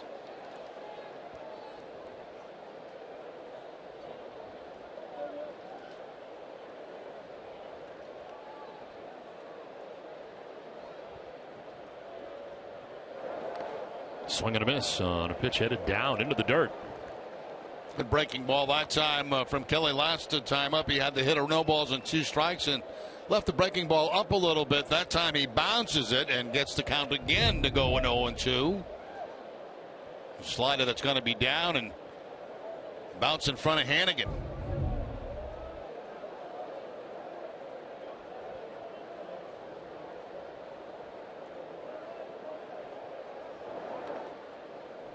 Skips in, and it's 1-2. And so far, 3 hits allowed in the game by Joe Kelly. All the hits have been singles. He's also walked a batter. Did not give up his first hit of the game until the 4th inning.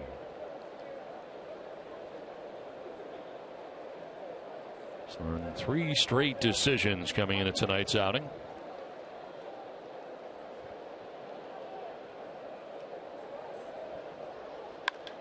On the ground to second base, under the glove of Rutledge and into right field. So from first to third goes Chisenhall. And first and third right now for the Indians. The Red Sox had a chance to turn their 3rd double play of the game, but it gets under the glove of Rutledge. Yeah, and he might have been rushing a little bit to get that double play. The ball hit hard. You can see it slicing a little bit, and Rutledge never really got that glove in the proper position to make the play. Too high. And the ball gets by him. That'll probably be scored an error on Rutledge, and a little first and third action for the Indians with nobody out. It is indeed an error charged to the second baseman. So they're at the corners now for Abraham Almonte.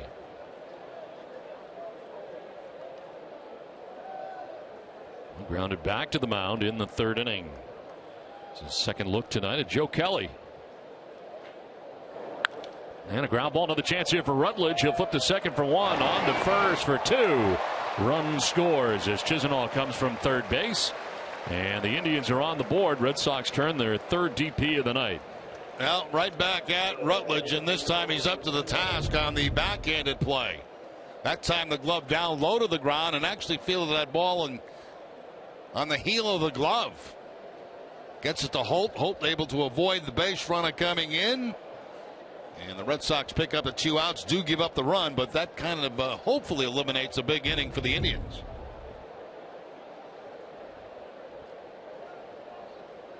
So 2 down and base is empty. Run scores, no RBI because of the DP. And here's Urshela. Fly to right in the 3rd inning.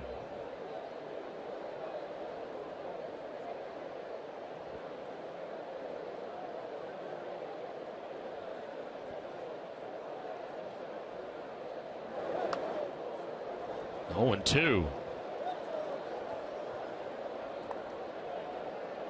Well, Joe Kelly certainly working more on his secondary pitches. We saw a lot of fastballs earlier in the year, and it seems that the success that he has enjoyed here in the last few outings has been because of a lot of those secondary pitches being refined. Always know about that. 98 miles an hour that he has in his hip pocket at any time he needs it. Yeah, that's a challenge for a hitter. You know, when you see a lot of breaking balls, sliders, curveballs, all of a sudden he zips to 98 on you. That's a little surprising.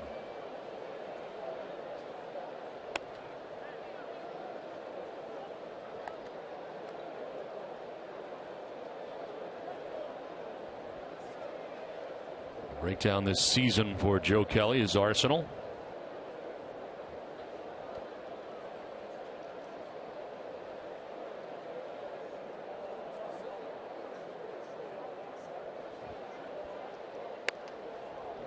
Just off the outside edge. Thought he might have had it.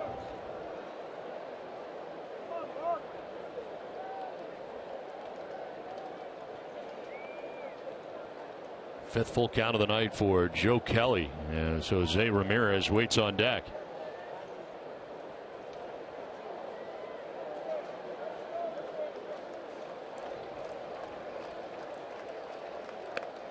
Ball 4 and he loses him. So the second walk allowed by Kelly of his outing.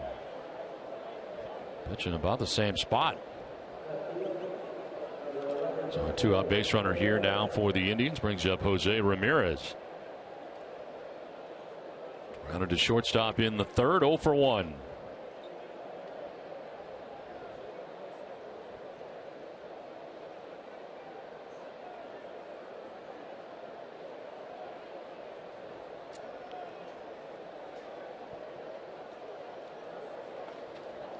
Blocked that time by Hannigan, and thinking about it was Urshela, but he remains at first base. And Hannigan really bouncing up and hustling out to make that play. That was ball actually going back toward the pitcher's mound and down that third base line. Breaking ball does come back as it normally does, but a real long carom off the chest protector of Ryan Hannigan.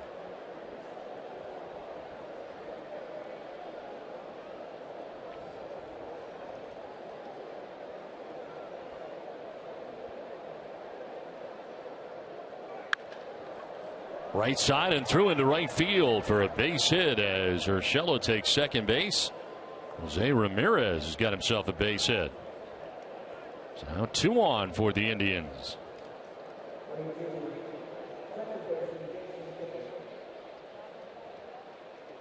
Back up to the top of the order for Jason Kipnis coming up.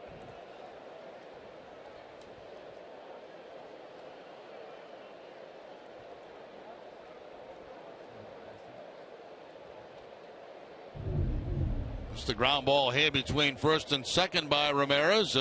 Avoiding being hit was the base runner at first base, Urshela. Has to stop at second base. It's a good job by Castillo putting a charge on that ball.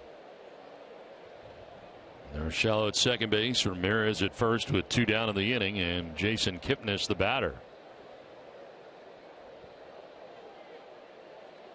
Yanks that, and it gets away. The runners will advance. And there's Urshela to third and Ramirez to second.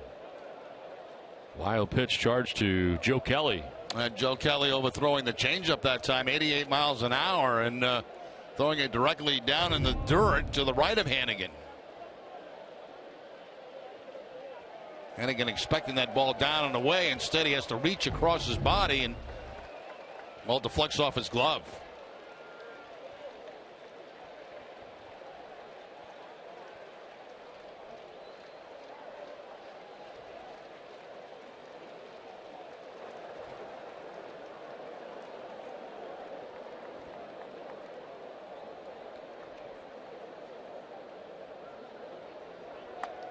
Swing and a miss as he elevates that time at 95.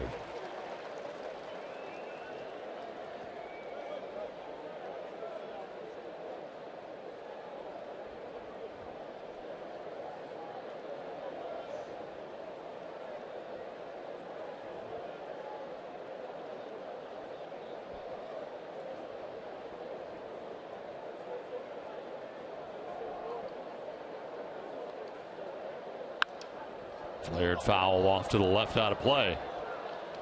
Well, Joe Kelly's pitching line is brought to you by Ace Ticket. 4 2/3, 4 hits, a run, 2 walks, and a K. 78 pitches deep into his outing.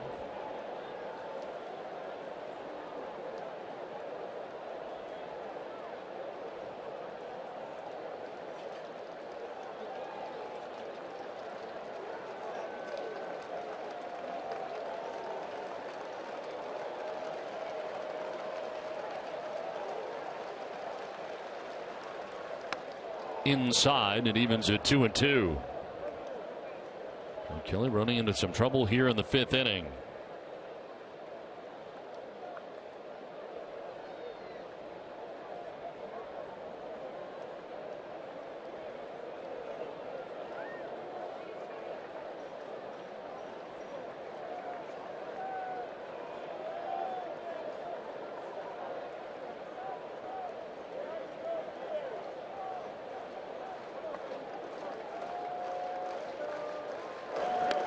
Outside, full count. And very patient here with Kelly in the inning, who now has 6 full counts in his outing.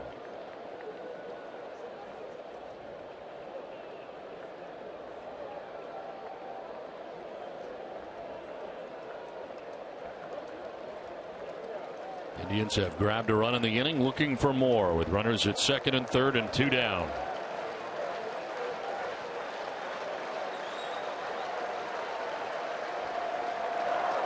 Swing and a miss, and Kelly strikes out Kipnis to end the inning. The Indians do get a run. It's 6-1 Boston. Take a look at the Red Sox box score.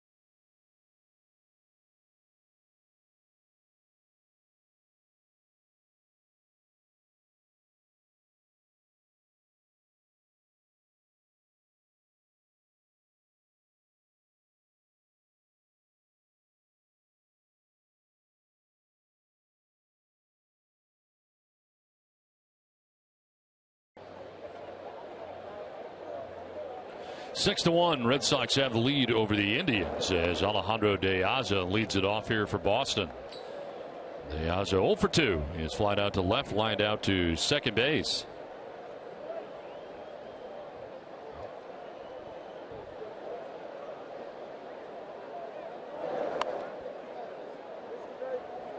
Now Kluber running into trouble in the fourth inning, giving up 4 runs. Twice in this game he's given up back-to-back home runs and 4 home runs altogether in the game. As Kyle Crockett, warming up last inning, continues to warm up this inning. Terry Francona sends Kluber out there to begin the 5th, at least begin it.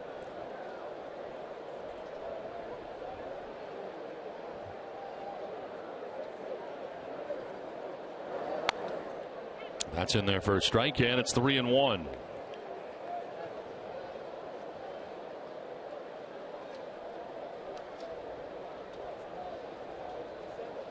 Mickey Callaway just getting off the phone as checking on Crockett as this one fouled off to the left.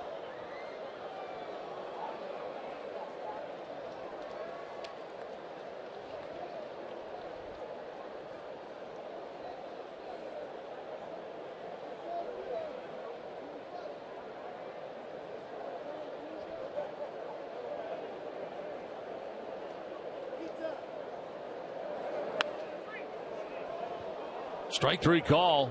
De Aza didn't think so. He thought it was outside. Says some stuff to Mark Wegner on the way by. Kluber battles all the way back from a 3-0 count, and this fastball does appear to be a little bit outside, but 2 strikes. My theory was never trust the umpire on a close pitch. Don't leave it up to his discretion. No, because it's not likely to go in your direction. So that's 7 strikeouts now for Kluber. 1 down here in the 5th. Of course, that was my theory on the first pitch, too. You weren't the kind of leadoff guy that is going to walk a great deal, right? I mean, no, I was not a good leadoff guy. In today's game, I probably never would have been a leadoff hitter because I know I didn't walk enough. I didn't take enough pitches. Probably better suited for the second spot in the lineup. And a lot of times we did flip-flop between Burleson and I, first and second. Was driven out towards deep left center field, and the center fielder Almonte is there to make the catch. Let's check in with Garen by the phone banks. That's right, Don. As we all know, it is the second day of the WEEI NESEND Jimmy Fund Radio Telethon. For 2 days, we've been hearing incredible stories of patients and their doctors. We have volunteers standing by right now. No gift is too small. And Don, Jerry, Tom from Jacksonville, Florida, he called in and said, you guys aren't giving out the number enough. So can you remind the viewers where they need to call in to make those gifts? All right, Karen, 877-738-1234. 877-738-1234. 2 down here in the 5th for Pablo Sandoval.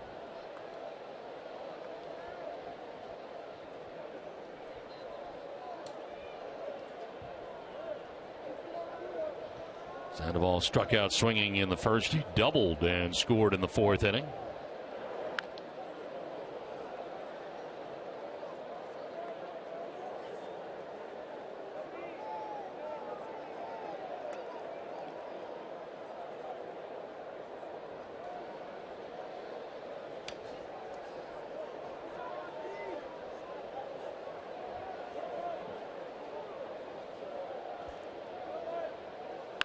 Sandoval chops one to third base. Urshela is there and throws him out to end the inning. We are through 5 from Fenway. Red Sox have a 6-1 lead.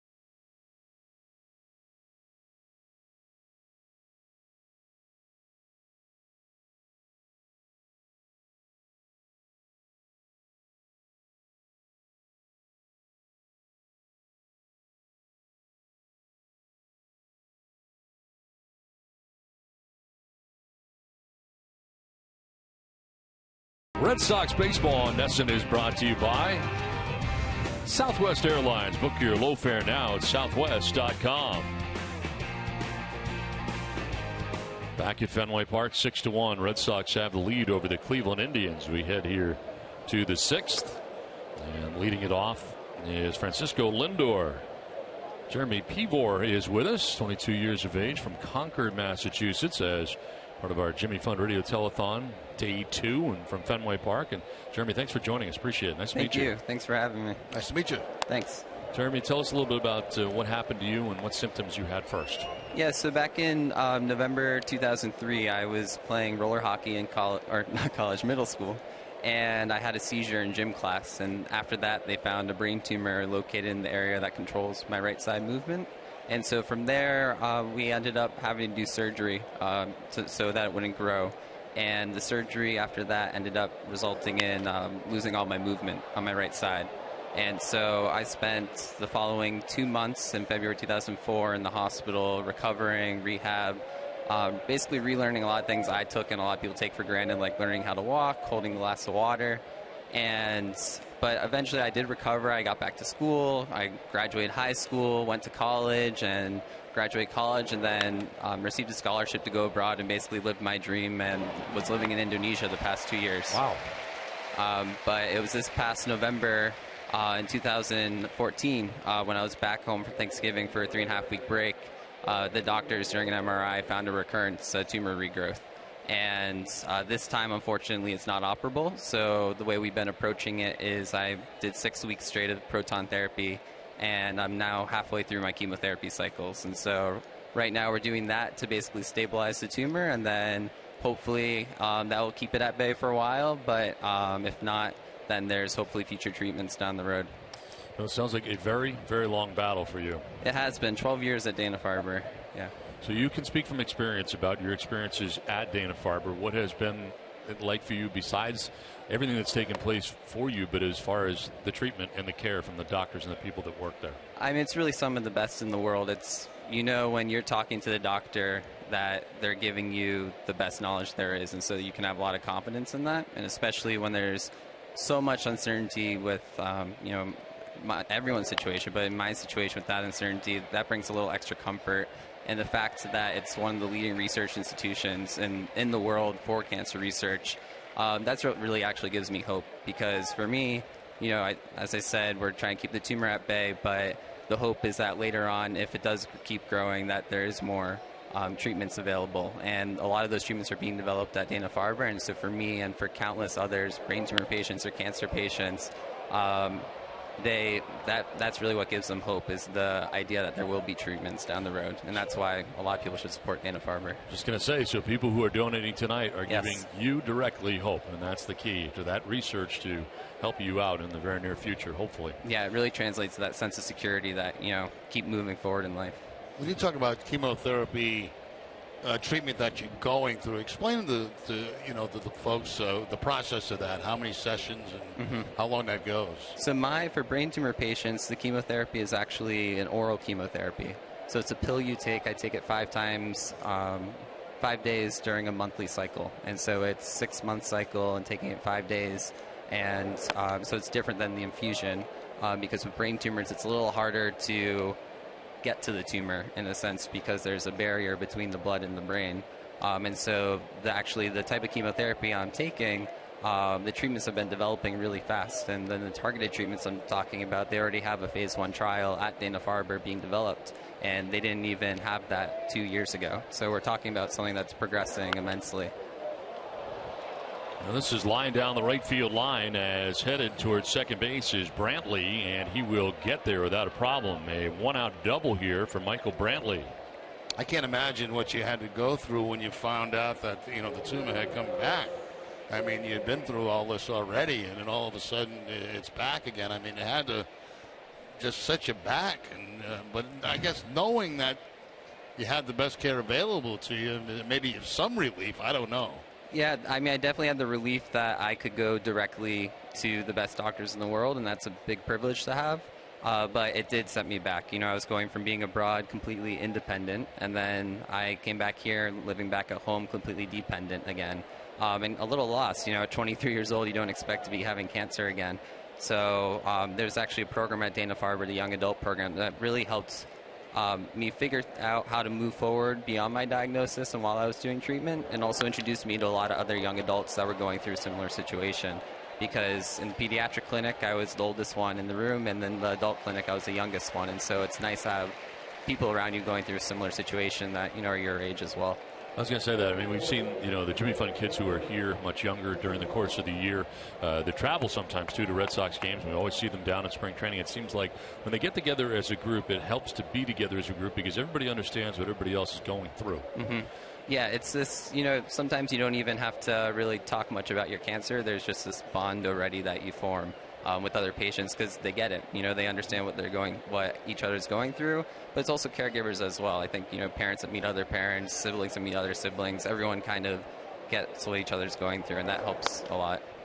Well, you're a brave young man. We thank you very much for joining us. Thank you. And if I do have the time, I just want to give a shout-out to my family and my best friend behind me, my mom and my sister. And then also I told my brother, Jonathan, I give him a shout-out as well, and my dad. You got it. You just did. Outstanding. Okay, well, thank you. Appreciate it. Thank you very much. Appreciate it very much. Thank you. Thank you.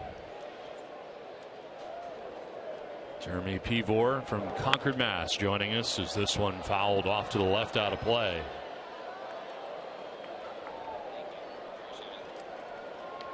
Two down in the inning with Brantley at second base and Lonnie Chisenhall, the batter.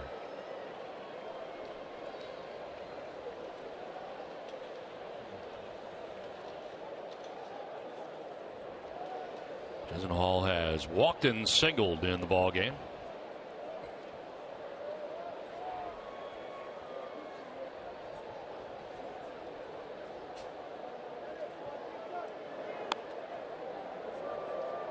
That time by Hannigan, but it is outside. I'll tell you, some of these stories we're hearing are absolutely incredible. I mean, it's the courage, strength. Oh, my.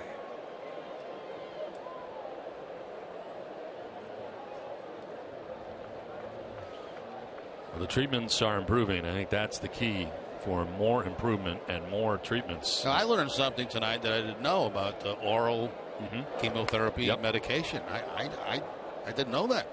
No. I thought it was all infusion, and all of a sudden you got these targeted treatments, and that's one of the reasons why you got to give money. They keep coming up with stuff like that.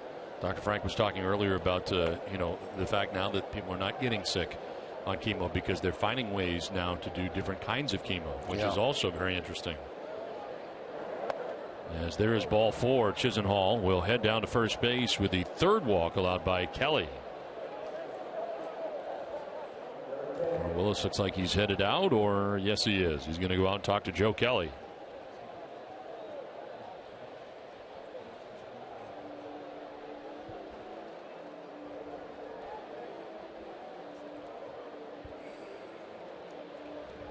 Well, Jerry, you certainly went through it yourself. It's something that was not easy twice now, as it turns out. Yeah, well, I got to tell you, I've been through it twice. Yes, I have. But compared to some of the stories that we've been hearing over the last couple of days, I mean, that story was incredible. People react different ways, obviously. And, the whole thing is having confidence in what they can do for you and how they can help you and what the result is going to be. And, they can pretty much pinpoint and target that right now. And, I talked a little bit about last night, and, I've been very, very lucky because it's been quite early for me. And, both times that one time had surgery, one time radiation. And both times they were just, it was at phase one. It was not spreading. It was, localized, and it was painful. I mean, I'm not going to lie. The surgery was a very painful surgery, and it's something I don't want to experience again. But you got to keep a close eye on things, and close eye on things the rest of your life. It becomes part of your life. It really does, and it's. I remember talking to Tom Curran about this. The fact that when you have cancer and then you have these. Checkups, you start thinking about them a couple of weeks in advance. I go every 3 months.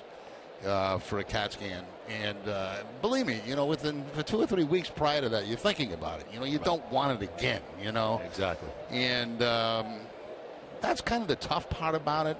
What it certainly helps me is this. I think if I had to sit around all day and think about, I'm not the strongest person in the world. I'm really not. And I think if I had to sit around all day and think about just that part of my life, I think I'd be a mess, a total mess, And I think, having obviously a wonderful job like this and kind of takes your mind off for a while, but you do start thinking about it when it's time to go. You say, I hope everything's in check, and that's something that I got to live with the rest of my life. In the dirt, and Gomes able to surround that, or rather, Hennigan able to surround that as Yan Gomes bats here with the count of 1-2. I mean, if I could have any advice for anybody, it would be, get to your doctors. I mean, a lot of people go. I did it. I went years and years without bothering with physicals and stuff like that. And, that's how they found mine. I got sick. I thought I had pneumonia. I did have pneumonia, but Dr. Roman, who's the Red Sox team physician, immediately recognized.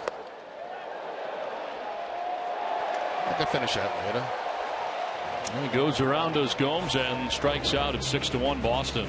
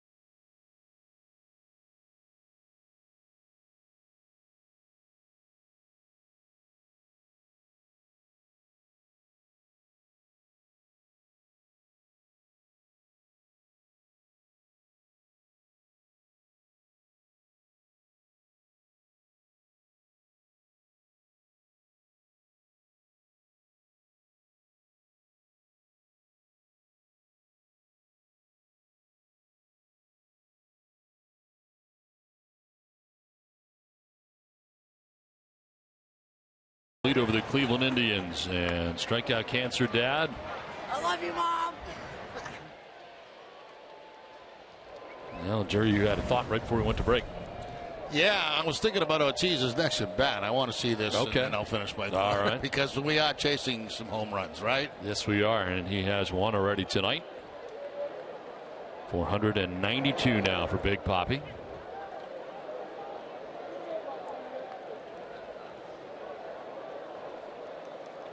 Solo shot back in the second inning. They are shifting here in the infield and playing him to pull in the outfield.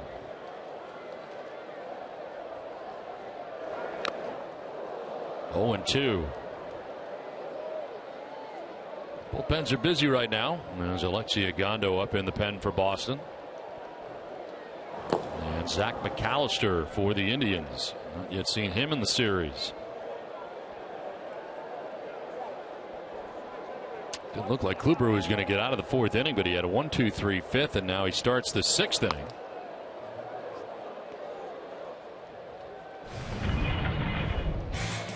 Home run number 492 for David Ortiz.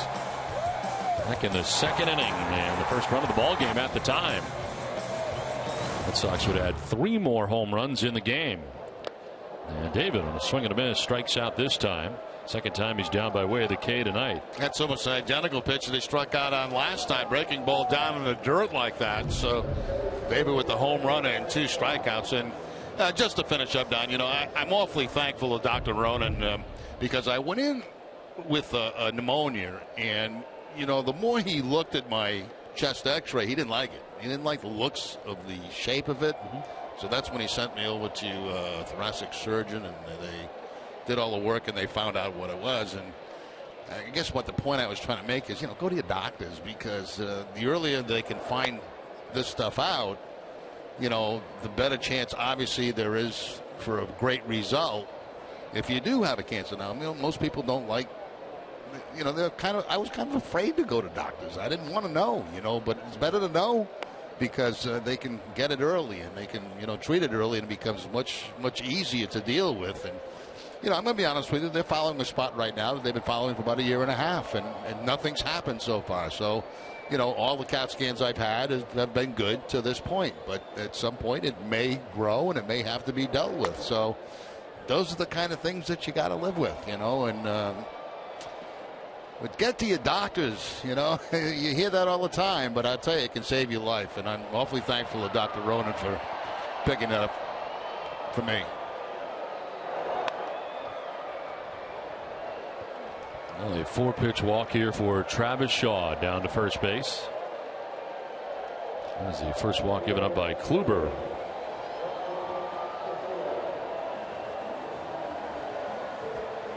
There is Rusney Castillo, 1 for 2 tonight. Struck out in the second inning, singled and scored in the 4th inning.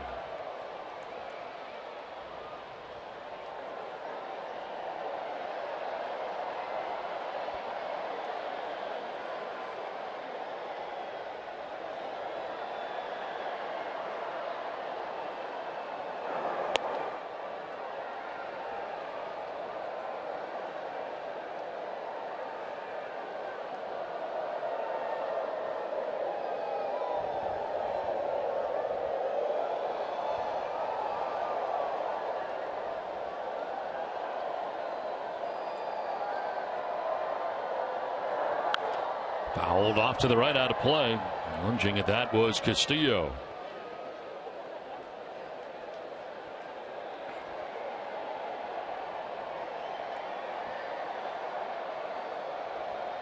On deck, Jackie Bradley Jr. has got one of the 4 round trippers in this game for Boston.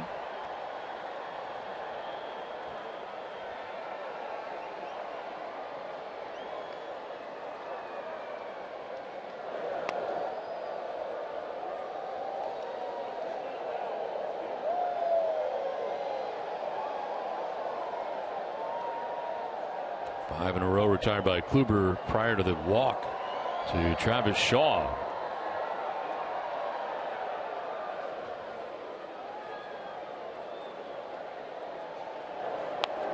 Castillo, did he go? Yes, he did. Marty Foster said he offered.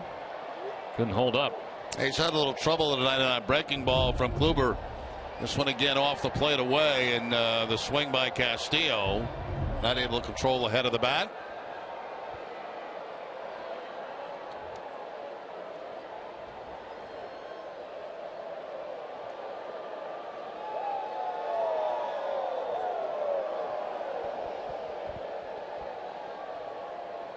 Two.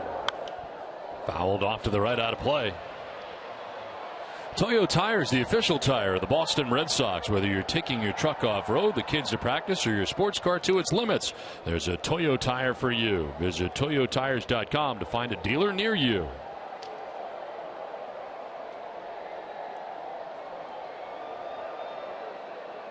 One out, one on. Rusney Castillo with a count of 2-2.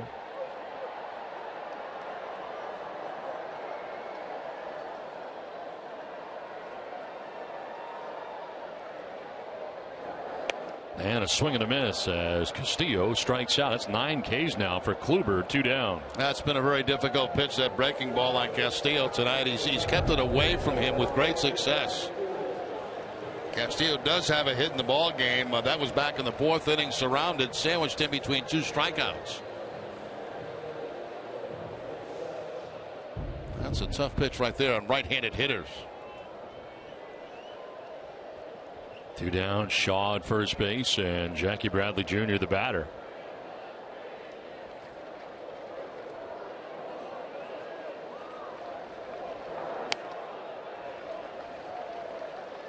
Bradley flying out to the warning track in right field in the second inning.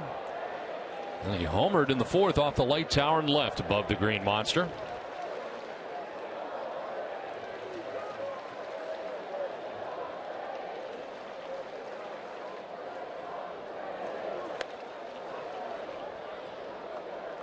It's one of the very, very few changeups we've seen tonight from Kluber.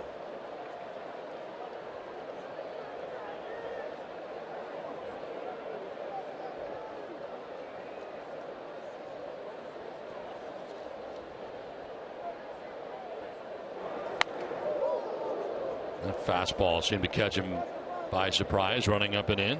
Yeah, you get to thinking about that fastball, that changeup, the off-speed pitch away, and all of a sudden Kluber comes back inside with the fastball, and a little bit late reacting there was Jackie Bradley Jr.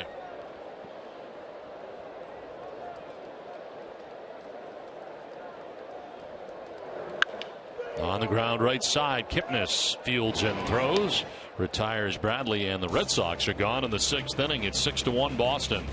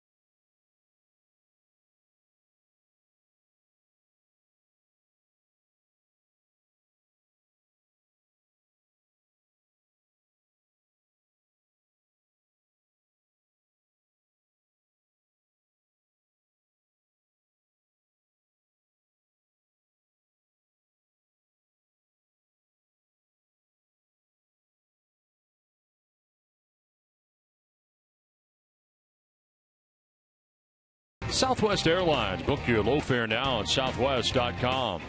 Lexus in their pursuit of perfection. Sullivan Tire and Auto Service. Thank you, New England, for 60 great years. And by your local Subaru dealers. Back at Fenway Park, where the Red Sox have a 6-1 lead over the Cleveland Indians. We get ready for the 7th inning. This call to the bullpen is brought to you by Kia. And after 6 innings from Joe Kelly, here is Alexia Gondo. Into his 48th game of the year, 2-0 with a 3.91 earned run average, 43 strikeouts, 18 walks. Opponent sitting at 233 against Gondo.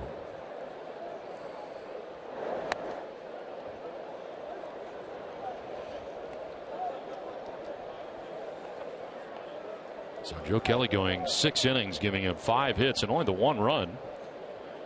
Walked 3, struck out 3. That's been a nice little stretch that Joe Kelly's been on. Chance for his 4th win in a row as he leaves with a 5-run lead.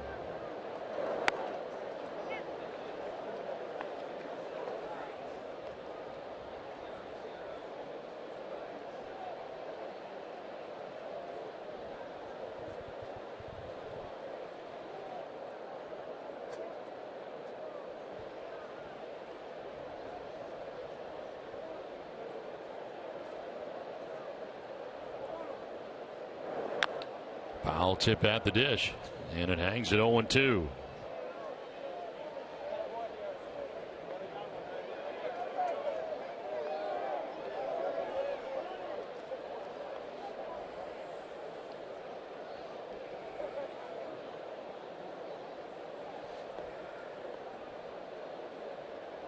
Monte is grounded back to the mound. Last time up, bounced into a 4-6-3 double play. The Red Sox in this game have turned 3 plays. And a double play in the second, double play in the fourth, double play in the fifth. Grounded foul. We'll do it again. 0-2. Let's take a close look at what's ahead for the Red Sox. Tomorrow's starting pitchers: Danny Duffy against Wade Miley. Miley on the year 9-9. Duffy is 6-5. First of 4 between the Red Sox and the Kansas City Royals. This closer look brought to you by FW Web Selection, Expertise, Solutions. More at FWWeb.com. One down here in the 7th. And an 0-2 to Almonte. Line to left field, and that's in for a base hit. Leadoff single for Almonte to begin things here in the 7th inning.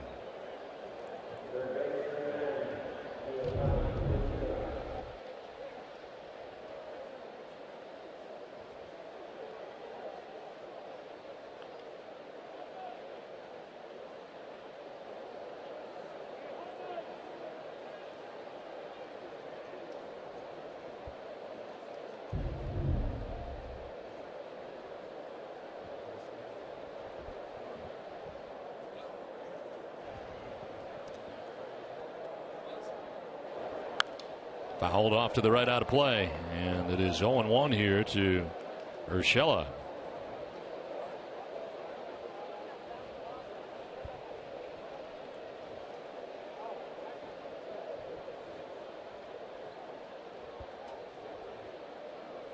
Six runs, 6 hits, an error for Boston. A run, 6 hits, no errors for Cleveland.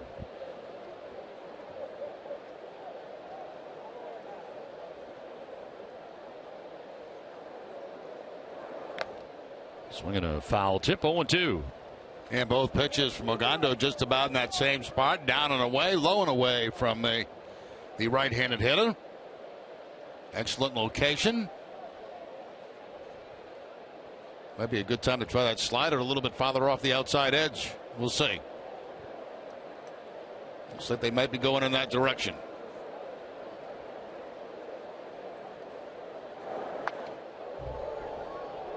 Didn't quite get it where he wanted to. Left it up on the zone and a little too much of the plate that time. I think they wanted to try to get him to chase one that was off the outside part of the plate. After a couple that were down, a breaking ball again, and this one stays up in the zone, and Scheller able to foul it off. Ogando's had a tough stretch, allowing 11 runs in his last 13 appearances. 11 runs in 14 and a third innings. ERA jumping from 2.72 to 3.91. And that fastball straightens up Urshela.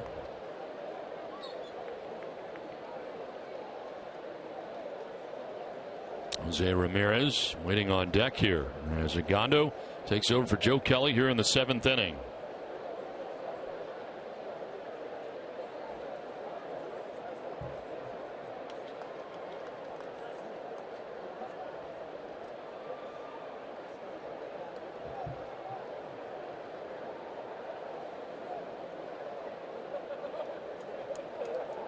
Runner goes, and a ground ball foul to the dugout.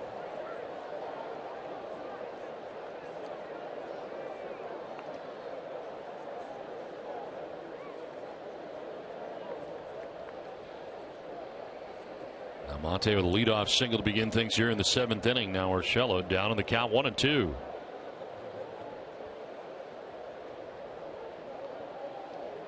Get immediate care without leaving the ballpark at Beth Israel Deaconess Medical Center. First aid station behind Section 12 in the lower concourse.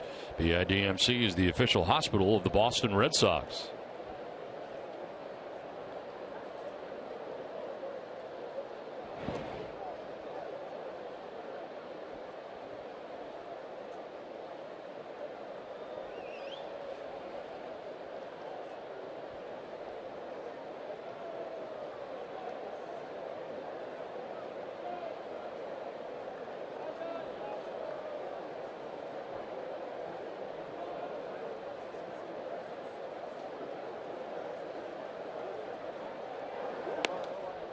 2-2.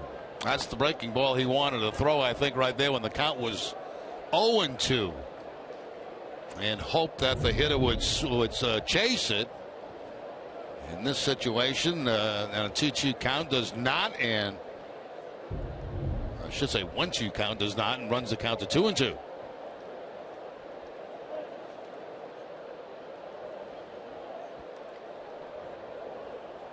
Keeping a close eye on Almonte at first base.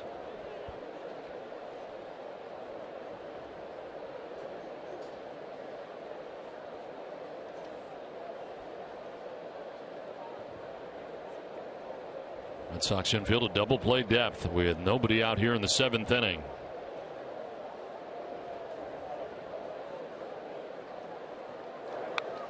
Fouled straight back. We'll do it again. 2-2. Gondo coming into this outing leading the Red Sox in relief innings with 50 2/3 innings. 15th in the American League in that category.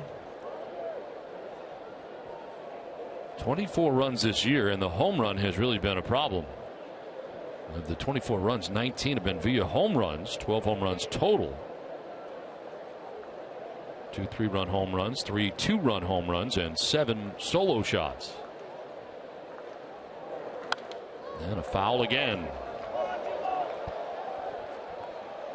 Hey, Red Sox Nation, start earning rewards for every Dunkin' run. Enroll any DD card online at ddperks.com. Enjoy free beverages when enrolling your card and start earning rewards today.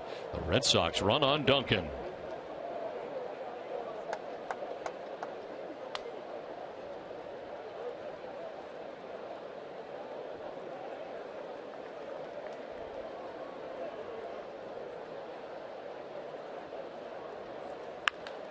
Cleans this out, a foul ball and a hot shot foul.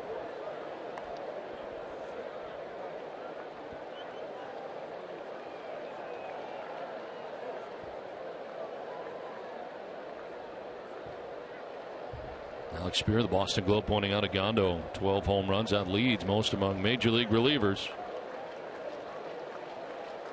It's not been for lack of velocity. His velocity has been 94, 95, and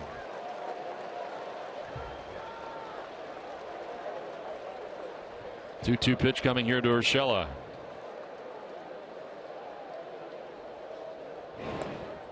Yeah, I'd be curious to see the breakdown on home runs, whether they're fastballs or breaking balls. You know, a lot of times if he's not on, you might hang those breaking balls, and obviously those go a long way at the major league level.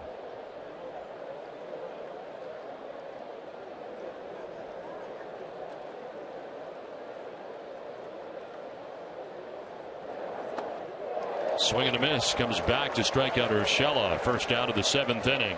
Now there's a breaking ball right there on the 2-2 count to pick up the strikeout. He goes with the slider. Now it stays out over the plate, but no contact by Urshela. See Hannigan, he was set up away. He wanted that pitch away. It stayed in middle, but still Gondo getting the result that he had hoped for.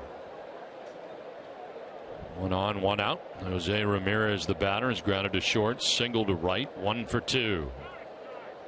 Time call requested by Hannigan, the indication by the umpire.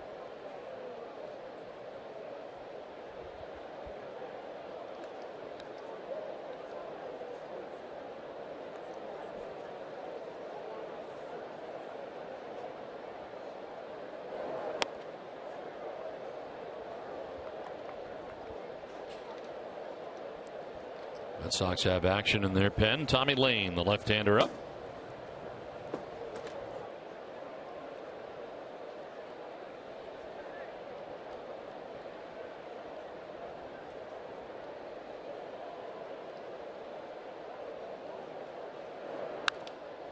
Foul back, another fastball, and it's 1-1.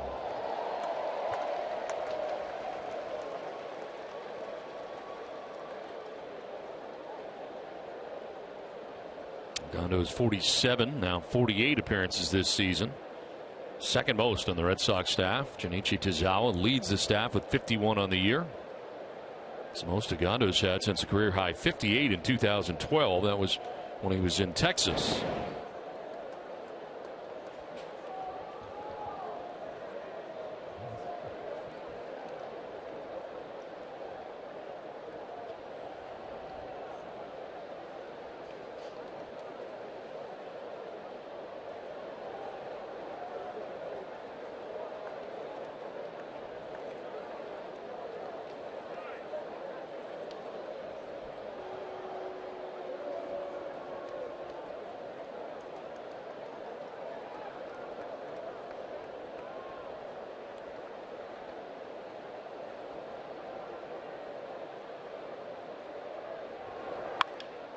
in the air to right field as Rusney Castillo goes over and makes the catch for the second out of the 7th inning. And tagging and heading for second base, and flipping the ball in the stands out there, thinking it was the final out was Rusney Castillo. They will give third base to Almonte. Oh my goodness. I wonder what was going on. I looked up and he was running to third. I saw him tag up, went back to tag up. Watch Rusney Castillo now, thinking there are 3 outs. Makes the catch, turns his back, throws it in the stands. He thinks there's 3 outs in the inning, and guys are running all over the place. Oh, that's embarrassing. He was going back to tag up. As Rusney was so deep, looked up and then just kept going. Yeah, and then Brock Holt's like, he's like, come on, get the ball. Oh, my goodness. So that'd be an error. A major error, a physical and mental error.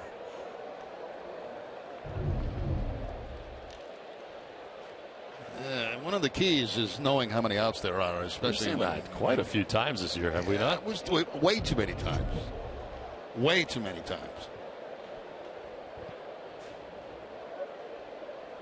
Almonte at third base, 2 down, and now Kipnis with a chance here as he fouls it off himself, and down he goes. Just off the DL last night. What's amazing, too, as an outfielder, I mean, not only do you have lights flashing all over the ballpark, how many outs there are, you have infielders telling you all the time how many outs there are in an inning. And a lot of people telling you. A lot of people focusing on how many outs there are. They got lights that light up.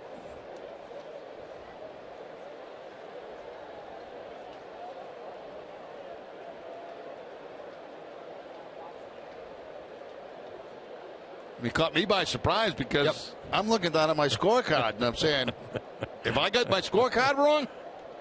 I was watching Almonte tag up and head to second base. I'm thinking, well, I guess Rusney is going to take his time getting it back in, and he did. He's going to be able to catch him napping and kind of tag up. But Rusney was throwing it in the crowd.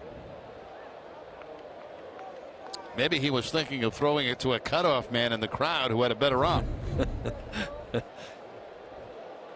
No, he never really turned around again. He just threw it away. Well, you're going to hold up boy. here. Oh, boy. Yeah. You can't feel too good about that. No, and I can't get it back.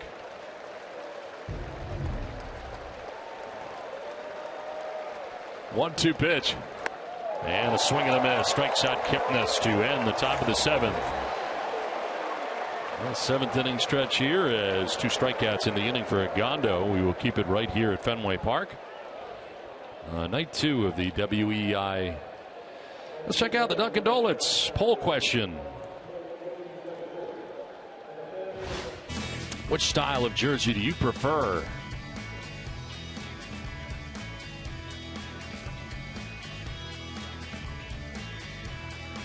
And the answer, 76%. I'm not sure which was which. Are you, Jerry? 76% want the names on the back. Oh, okay. Yeah. All right, so they want the names. Take me out to the ball game. But first, to lead us in God Bless America, we welcome a 23-year-old young man who was an original member of our Jimmy Fun Chorus in 2013. He's being treated for histiocytosis X, a degeneration of the central nervous system. He hails from Goffstown, New Hampshire. So welcome, Joseph Letourneau. God bless America, land that I love. Stand beside her and guide her through the night with the light from above. From the mountains to the prairies to the oceans white with foam. God bless America, my home, sweet home. U.S. America, my home, sweet home.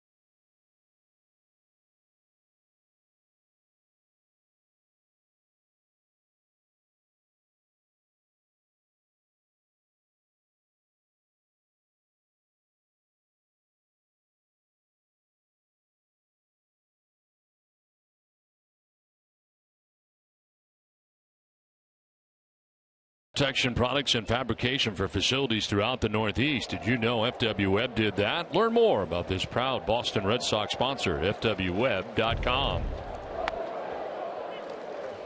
6-1, Red Sox have the lead over the Cleveland Indians. Zach McAllister now into the game.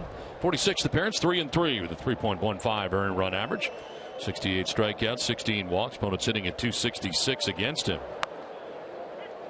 Takes over for Kluber. Ran into trouble in the 4th inning, giving up 4 runs and allowed 4 home runs in his 6 innings of work. 6 innings, 6 hits, 6 runs. Walked only 1 batter and struck out 9. Had gone back-to-back complete game efforts. Not tonight, though. Chased after 6. As this one fouled off.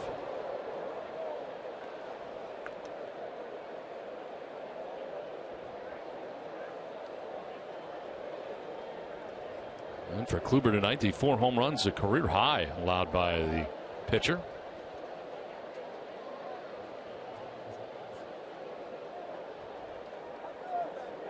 Hannigan has one of those home runs, homering his last time up. And he gets hit in the legs down to first base. So a hit batter to begin things here in the 7th.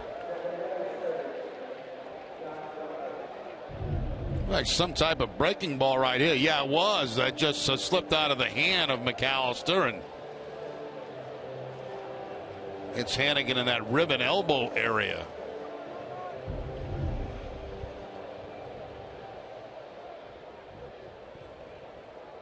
Lead runner on here for Boston in the 7th inning. Josh Rutledge has flied out to center, lined out to second base.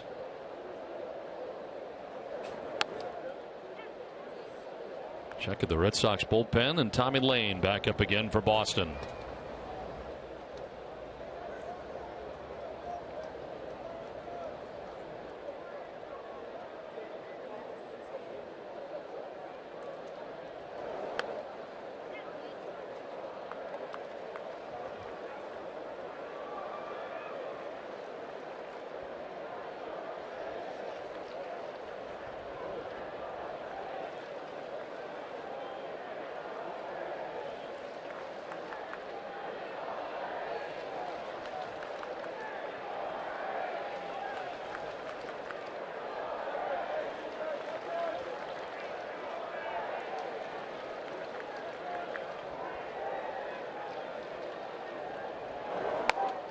Goes around and strikes out. McAllister gets his first out by way of the K.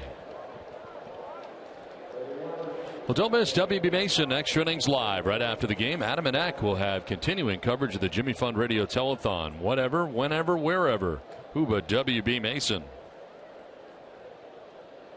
That last fastball by McAllister, 98 miles an hour to Rutledge. Talk about power arms out of the bullpen. Here's one right here in McAllister. Now Alejandro De Aza 0 for 3 in the game. He is flat out to left, lined out to second, and struck out looking.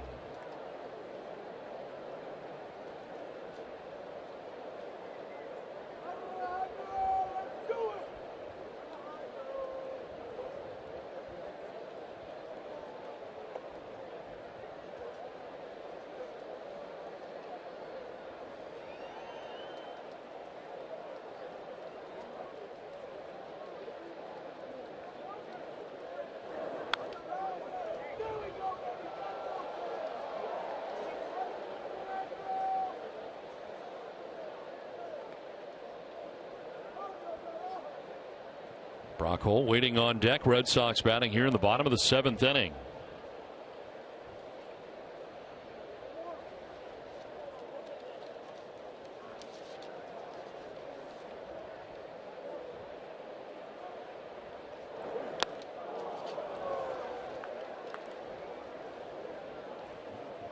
H.B. Hood salutes the Red Sox Foundation for its commitment to 4,900 accredited charities throughout New England.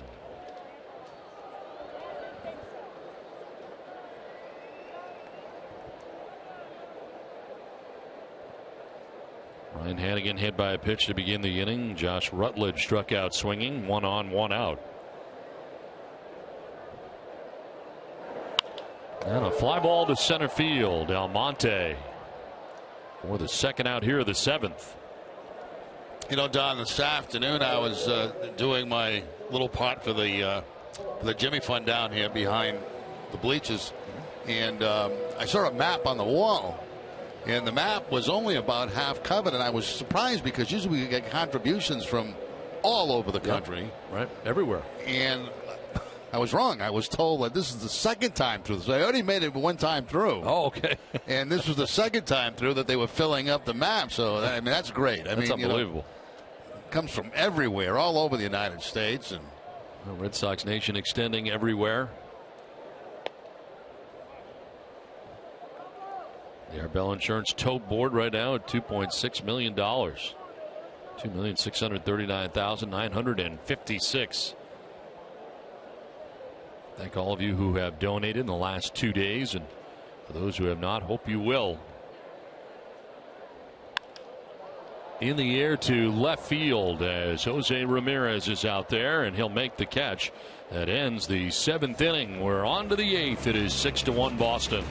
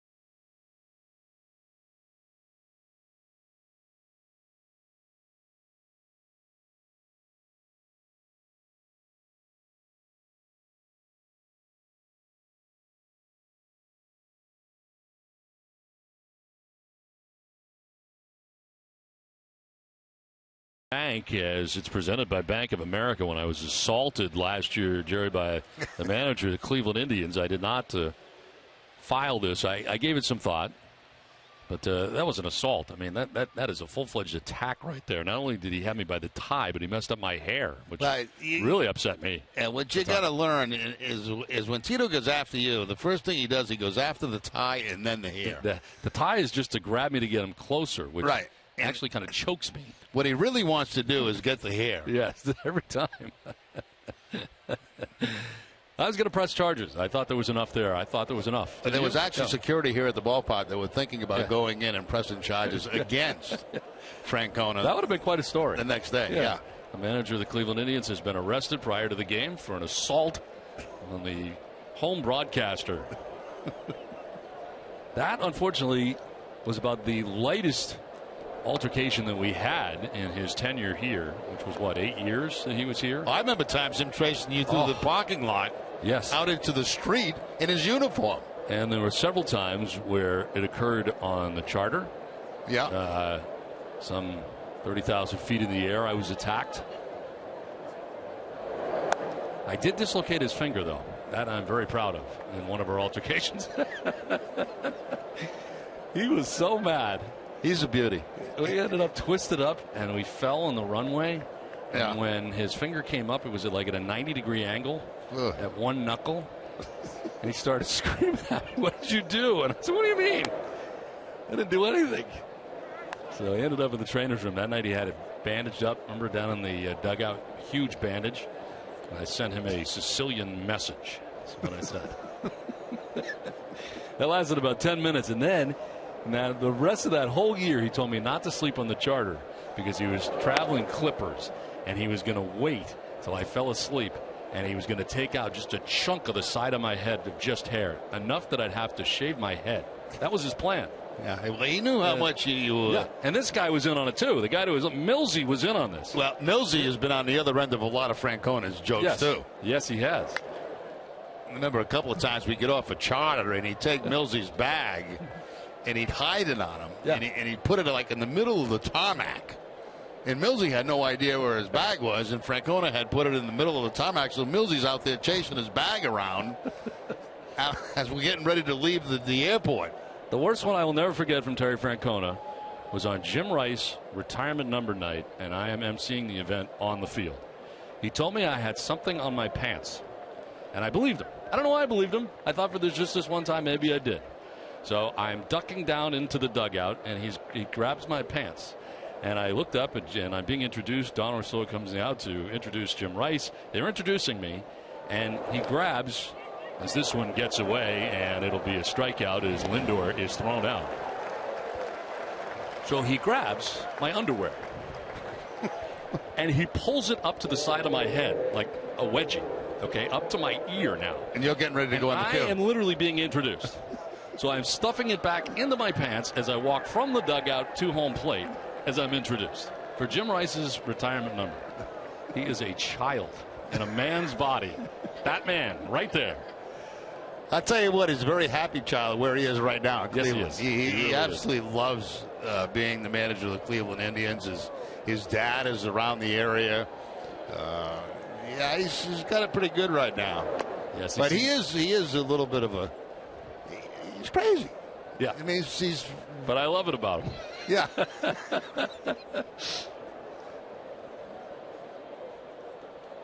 He was fun to be around every day, except when I was being attacked. The day that he chased you through the parking lot and out into the street. Never forget it. I figured he'll never come out here. Is the manager of the Boston Red Sox. Yes, on a Sunday. Who's broken down physically. He can't run. Chasing you with his uniform on. Out of the clubhouse. Out of the clubhouse into the street. Down Van Ness. Yeah. Right here. With fans outside.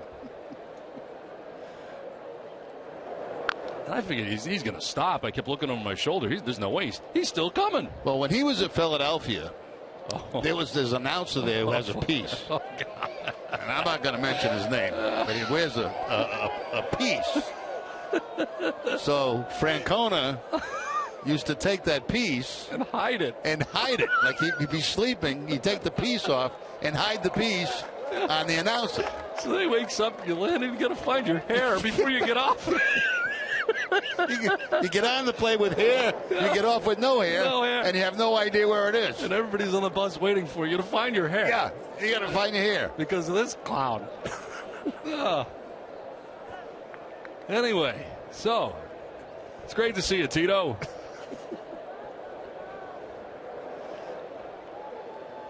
Two balls, two strikes. This is lined into center field. A ringing single from Michael Brantley, who continues to hit. He's got 3 hits tonight.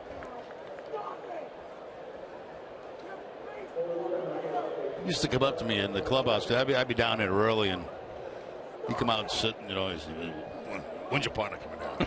When's he coming down? Come here, when's he coming down? What time's he coming down? I said, I don't know, Tito. I don't know what time he's going to be down here. When the door's open, I guess. He said, well, what time's he going to be here? Said, well, I'm going to get him today. I'm going to get him good today. It was like he's planned this whole day around getting me. I remember the first time going into Cleveland last year. It was last year. He's 3 years now. 2 years ago when he first got the job, and I avoided him the entire series. I never went down there. I texted him. I said, hey, glad things are going well here for you. Congratulations. And he sent me a text back. He goes, come down here so I can beat you up. And I said, that's part of the reason I haven't come down there for the first 2 days.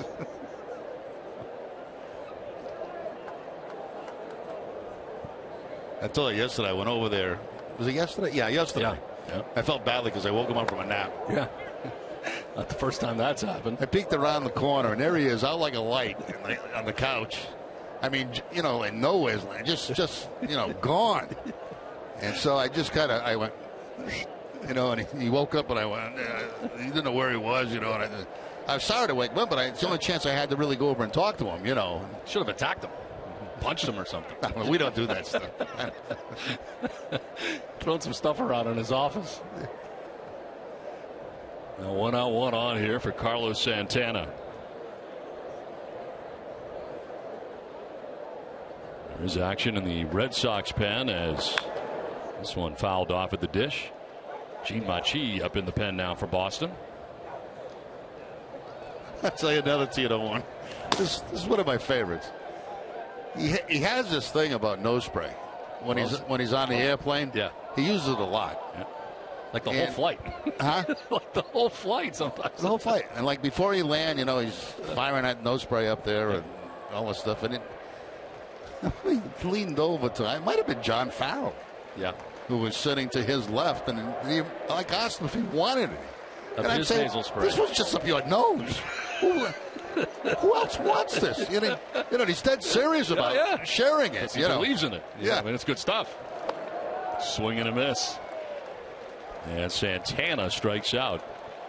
Second strikeout now for Tommy Lane. 2 down in the inning.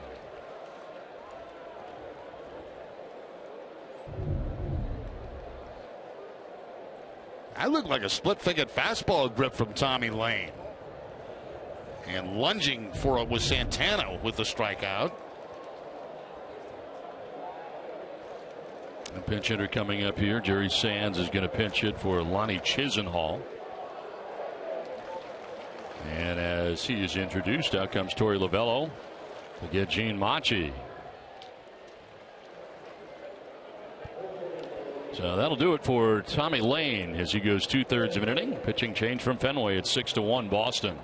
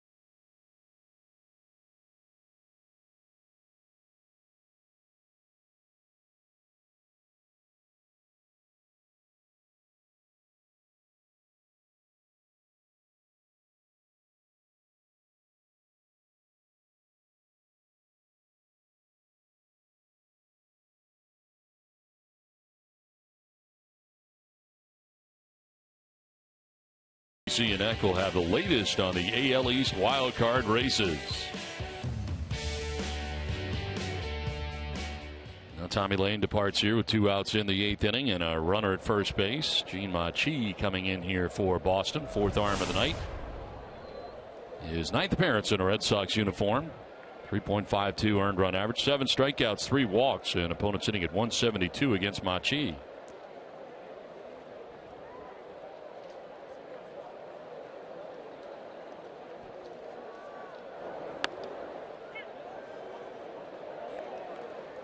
Lonnie Chisenhall has walked twice and singled. Actually, Jerry Sands pinch hitting here for Chisenhall.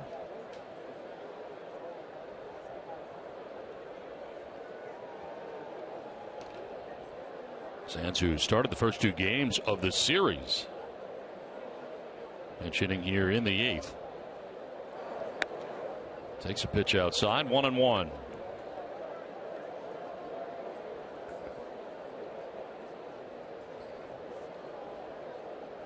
So 2/3 of an inning for Lane. Gave up 1 hit, responsible for Brantley at first base. Didn't walk anybody and struck out 2. Trying to pick up that corner pretty close, but called the ball. 2-1.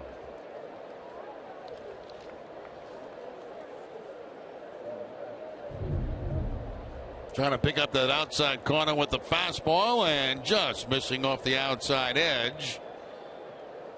No tail to bring it back to the corner.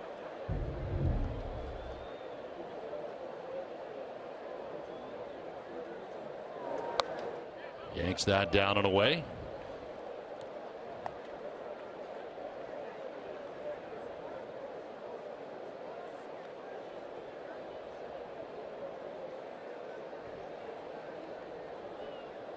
Yan Gomes waiting on deck here for the Indians in the 8th.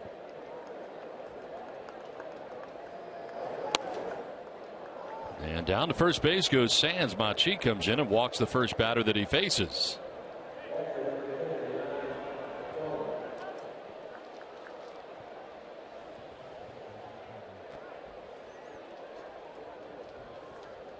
I tell you see some funny things in this game over the years as we look at the tote board rising and rising. He'll be at 873,000, 869 right now. Continues to go. Maybe we get over 3 million.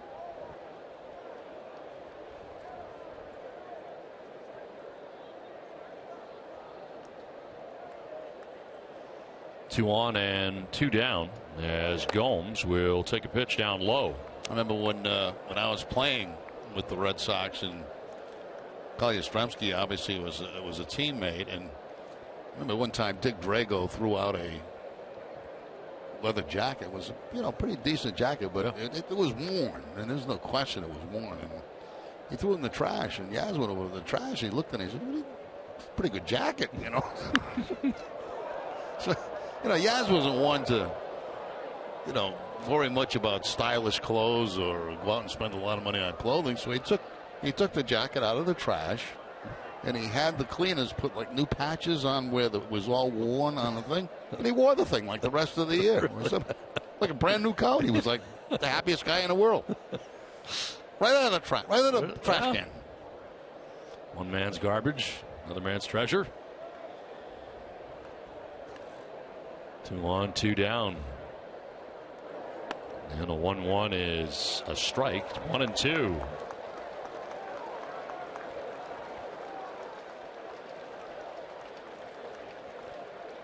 Gomes has grounded into a double play, grounded into a fielder's choice, and struck out.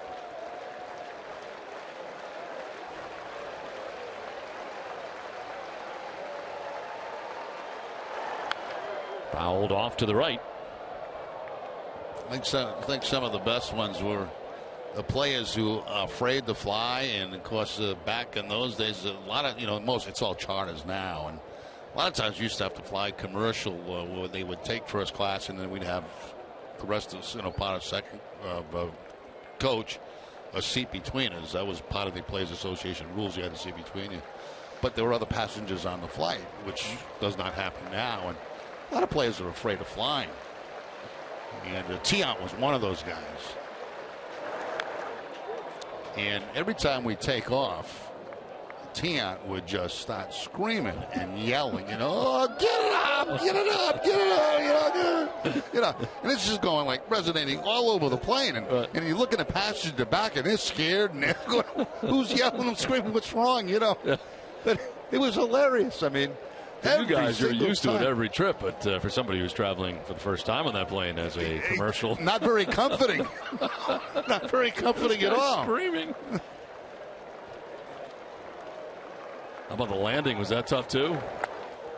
I literally noticed it on takeoff. Okay. Yeah, on takeoff.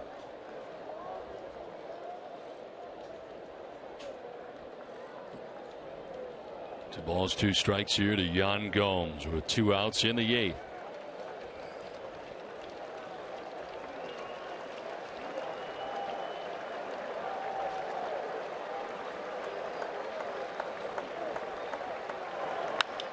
Fly ball well struck to right. Back goes Castillo, going to be over his head, and that ball is going to be gone. A 3-run home run for Yan Gomes, his 8th of the year, and it is now 6-4. Here come the Indians in the 8th.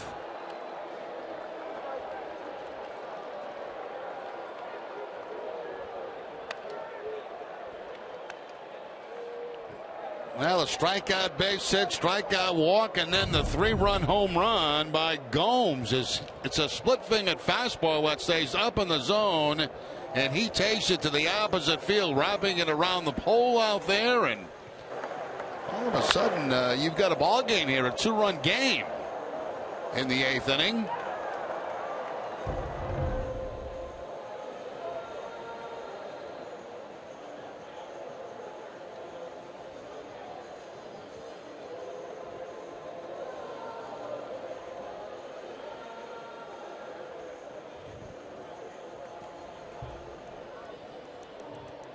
Willis, the pitching coach out there right now. Nobody warming in the pen at the moment. Follow the Red Sox all season with MLB.com at bat, the #1 app for live baseball. Get MLB.com at bat for your smartphone or tablet today. 2 outs here in the inning, and a 3-run home run by Yan Gomes, and now Abraham Almonte coming up here for the Indians. He is grounded back to the mound, grounded into a 4-6-3 double play, and has singled to left.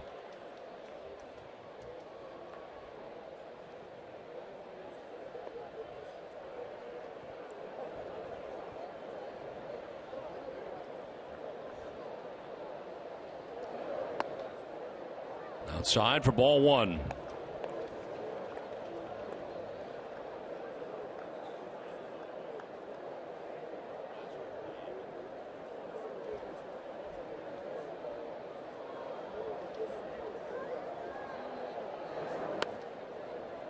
Two and 0.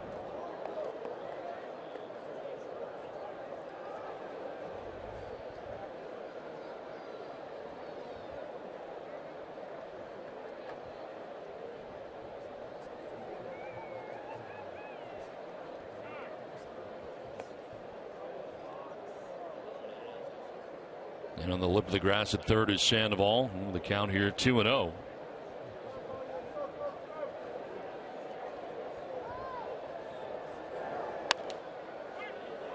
Strike called, a high strike at that, has Almonte questioning it.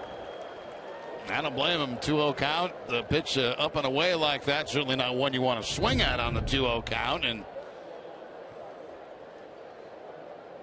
actually very fortunate to get that call.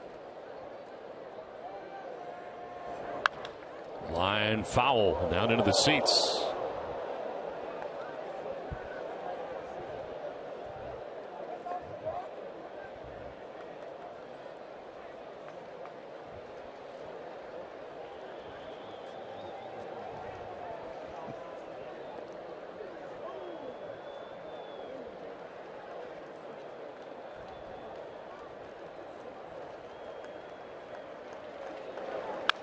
On the ground right side as Shaw will take it himself to the bag, wins the foot race and ends the inning. The Indians get a little closer on a 3-run home run by Gomes. 6-4 Boston.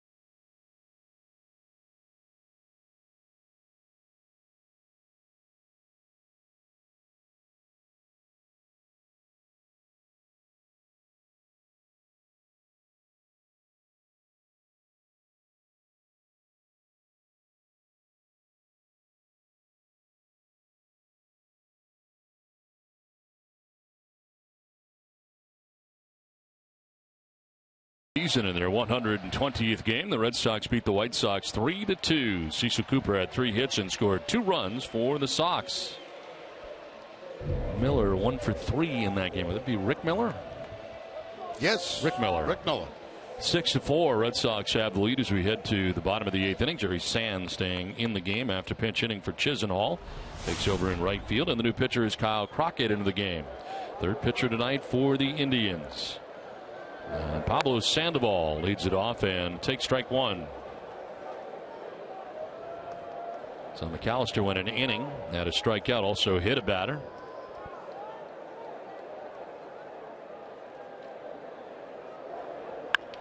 On the ground, right side, Kipnis. For the first out of the inning.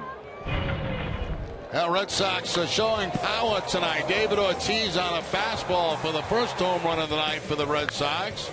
Travis Shaw taking a pitch into the opposite field into the monster seats. Jackie Bradley Jr. off the light tower out there in left field. And Ryan Hannigan, that one was really crushed up over the monster seats. So, offensive pop tonight coming from the long ball for the Red Sox. Ortiz back up the middle into center field. A base hit with 1 out here in the 8th.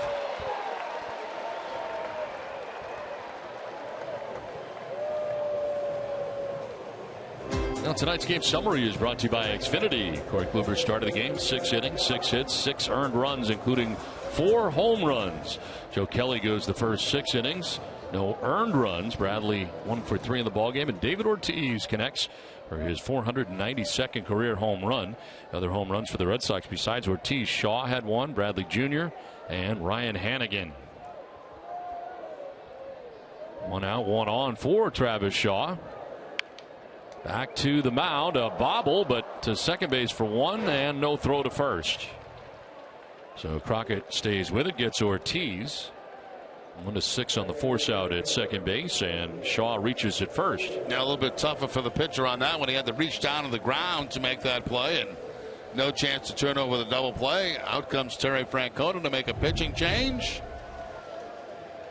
That ball stays low right there. A little bobble, and from that point it was just going to be 1 out.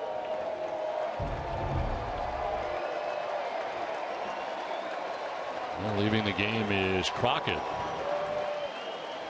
Pitching change from Fenway, 6-4 Red Sox.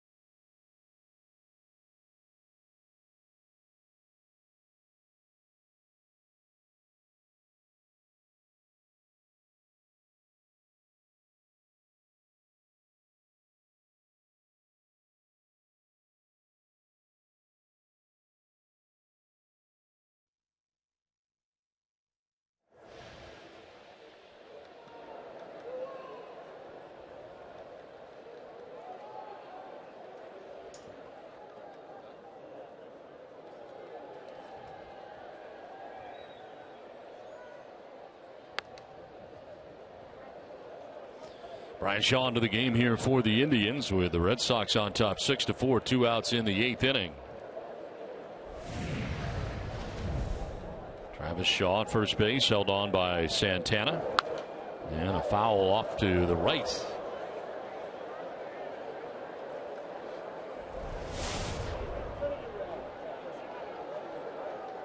Second appearance, 1-2 with a 2.70 earned run average. Opponent sitting at 228 against Shaw.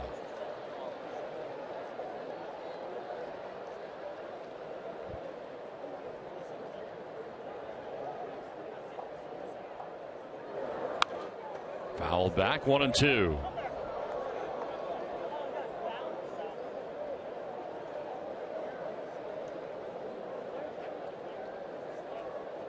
Action in the Red Sox pen. Looks like Junichi Tazawa is going to try to close it out.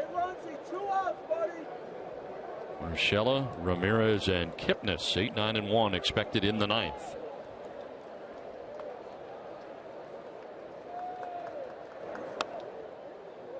Wow, close pitch. 2-2.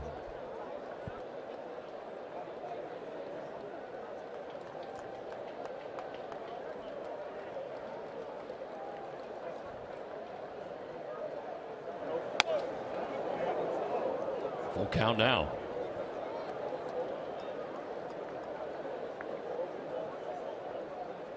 Jackie Bradley Jr. waiting on deck, homered back in the 4th inning, a 1-for-3 night.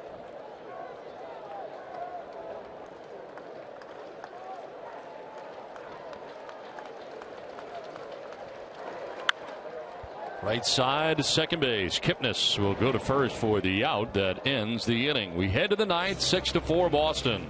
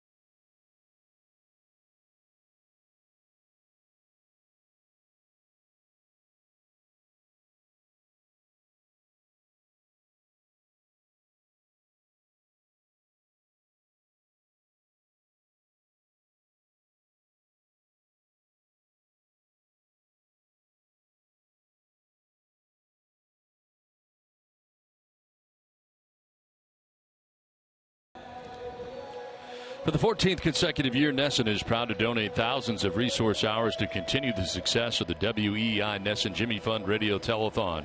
This year, through the generosity of fellow coworkers, NESN staff, and crew, we're making a donation of $19,500 that the network will match for a total NESN contribution of $39,000. Please join all of us in supporting the Jimmy Fund by making a gift at NESN.com or by calling 877-738-1234. Trying to get to $3 million right now at 2.9. Well, it's on to the bottom of the top of the 9th inning with the Red Sox on top 6-4, and trying to close it out is Junichi Tazawa. His 52nd appearance, 2-5. Save opportunities not always in the 9th inning, but 0 for 1 in that category. 0 for 5 overall on the year in save opportunities. Urshela leads it off and takes ball 1.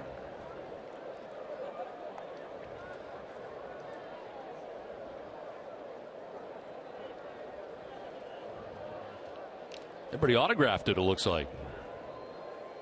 That's what you're supposed to do with a cast, right? Yeah, I guess so.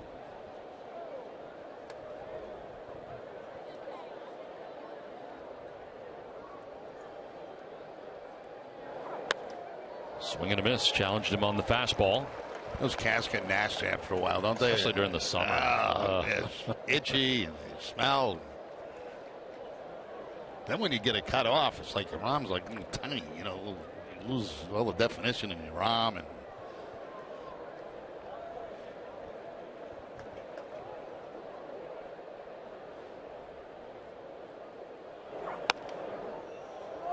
outside for ball 2, 2-1.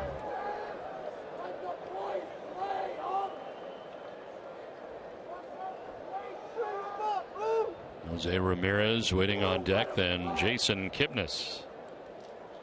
Expected trio here in the 9th inning for the Indians, trailing by 2.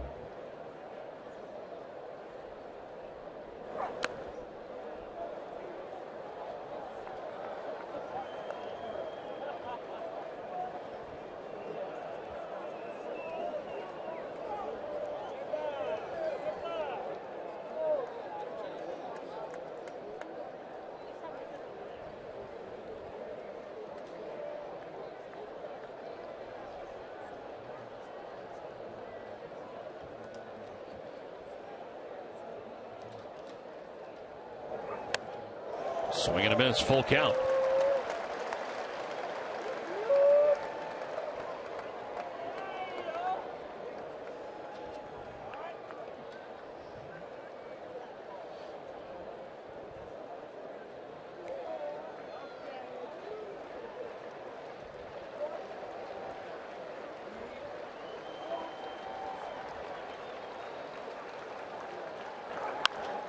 In the air to right field. Over goes Castillo, and he will make the catch. Tricky play there, getting close to the stands for the first out of the 9th. Yeah, good play by Castillo. You know, it's not easy when you're getting close to the stands and you run out of territory in a hurry. But Castillo able to track that down. I think it was a fair ball. A foul ball, and Castillo able to make the catch. Bob's Discount Furniture goes to bat for the Jimmy Fund again this year. Bob will donate $1,000 to the Jimmy Fund for every game saved this season. Everybody saves at Bob's. Bob's Discount Furniture, quality, choice, and value. Learn more at mybobs.com. 1 out in the 9th inning. Jose Ramirez, the batter. And he will take strike 1.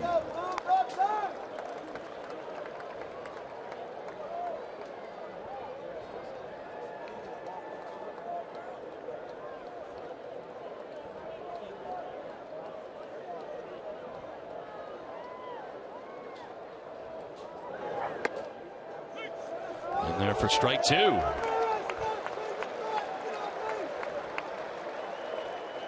Tazawa last worked on Sunday. Scoreless 9th inning against Seattle.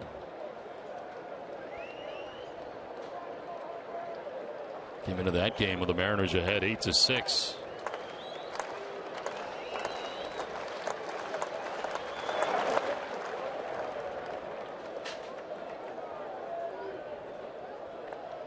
Tried to snap off the split-fingered fastball that time, but bouncing it around home plate. So Kipnis there on deck.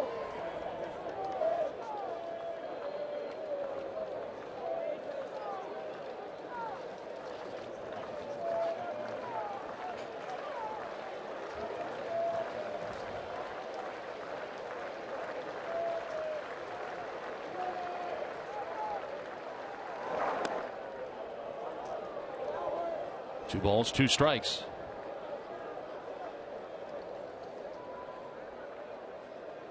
.194 relief appearances since 2013 for Tazawa. 4th most in the American League during that time, and used a lot. We're trying to close this out in the 9th inning with 1 out.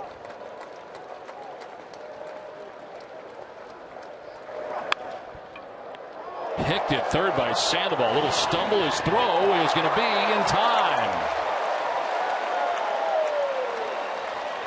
Oh, what a nice reaction down at at third base by Sandoval. First of all, to get the ball, but then get up as quickly as he did to get a very fast runner at first base. The momentum carried him to fall down, but then he's able to regroup, get up, make a strong throw, and get the out at first base. Nice play by Sandoval. Well, the Toyota play of the game, the defense by Jackie Bradley Jr. on a play in center field. What a play it was. Yeah, very early in the ball game, back in the first inning tonight.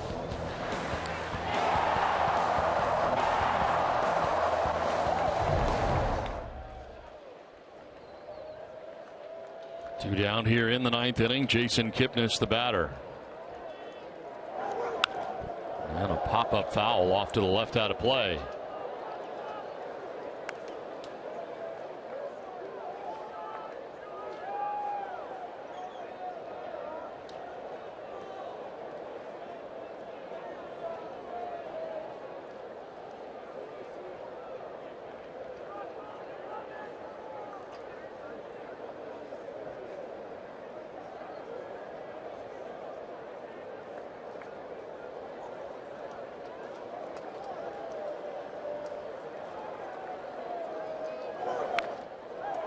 Fouled off, and it's 0-2. Got a piece of Hannigan. A little better splitter that time from Tazawa. Not bouncing it, keeping it in the strike zone, and the result, the foul ball off Hannigan.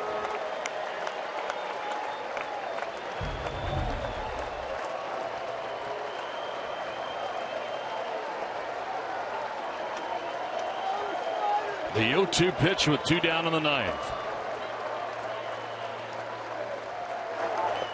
In the dirt, 1-2. Chasing the splitter.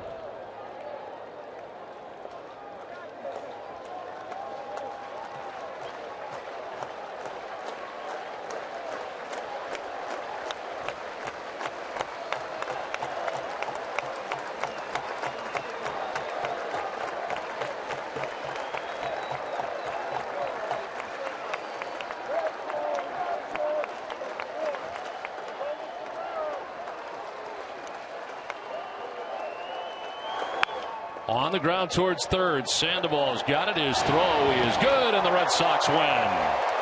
So Shinichi Tazawa comes in and picks up the save, his first of the year, as the Red Sox win it 6-4. A good night tonight for Joe Kelly again, who's now won 4 straight games. And a big night offensively for the Red Sox. David Ortiz, Travis Shaw, Jackie Bradley Jr., and Ryan Hannigan all going deep. A 4-home run attack as the Red Sox win the series against the Cleveland Indians. Tom?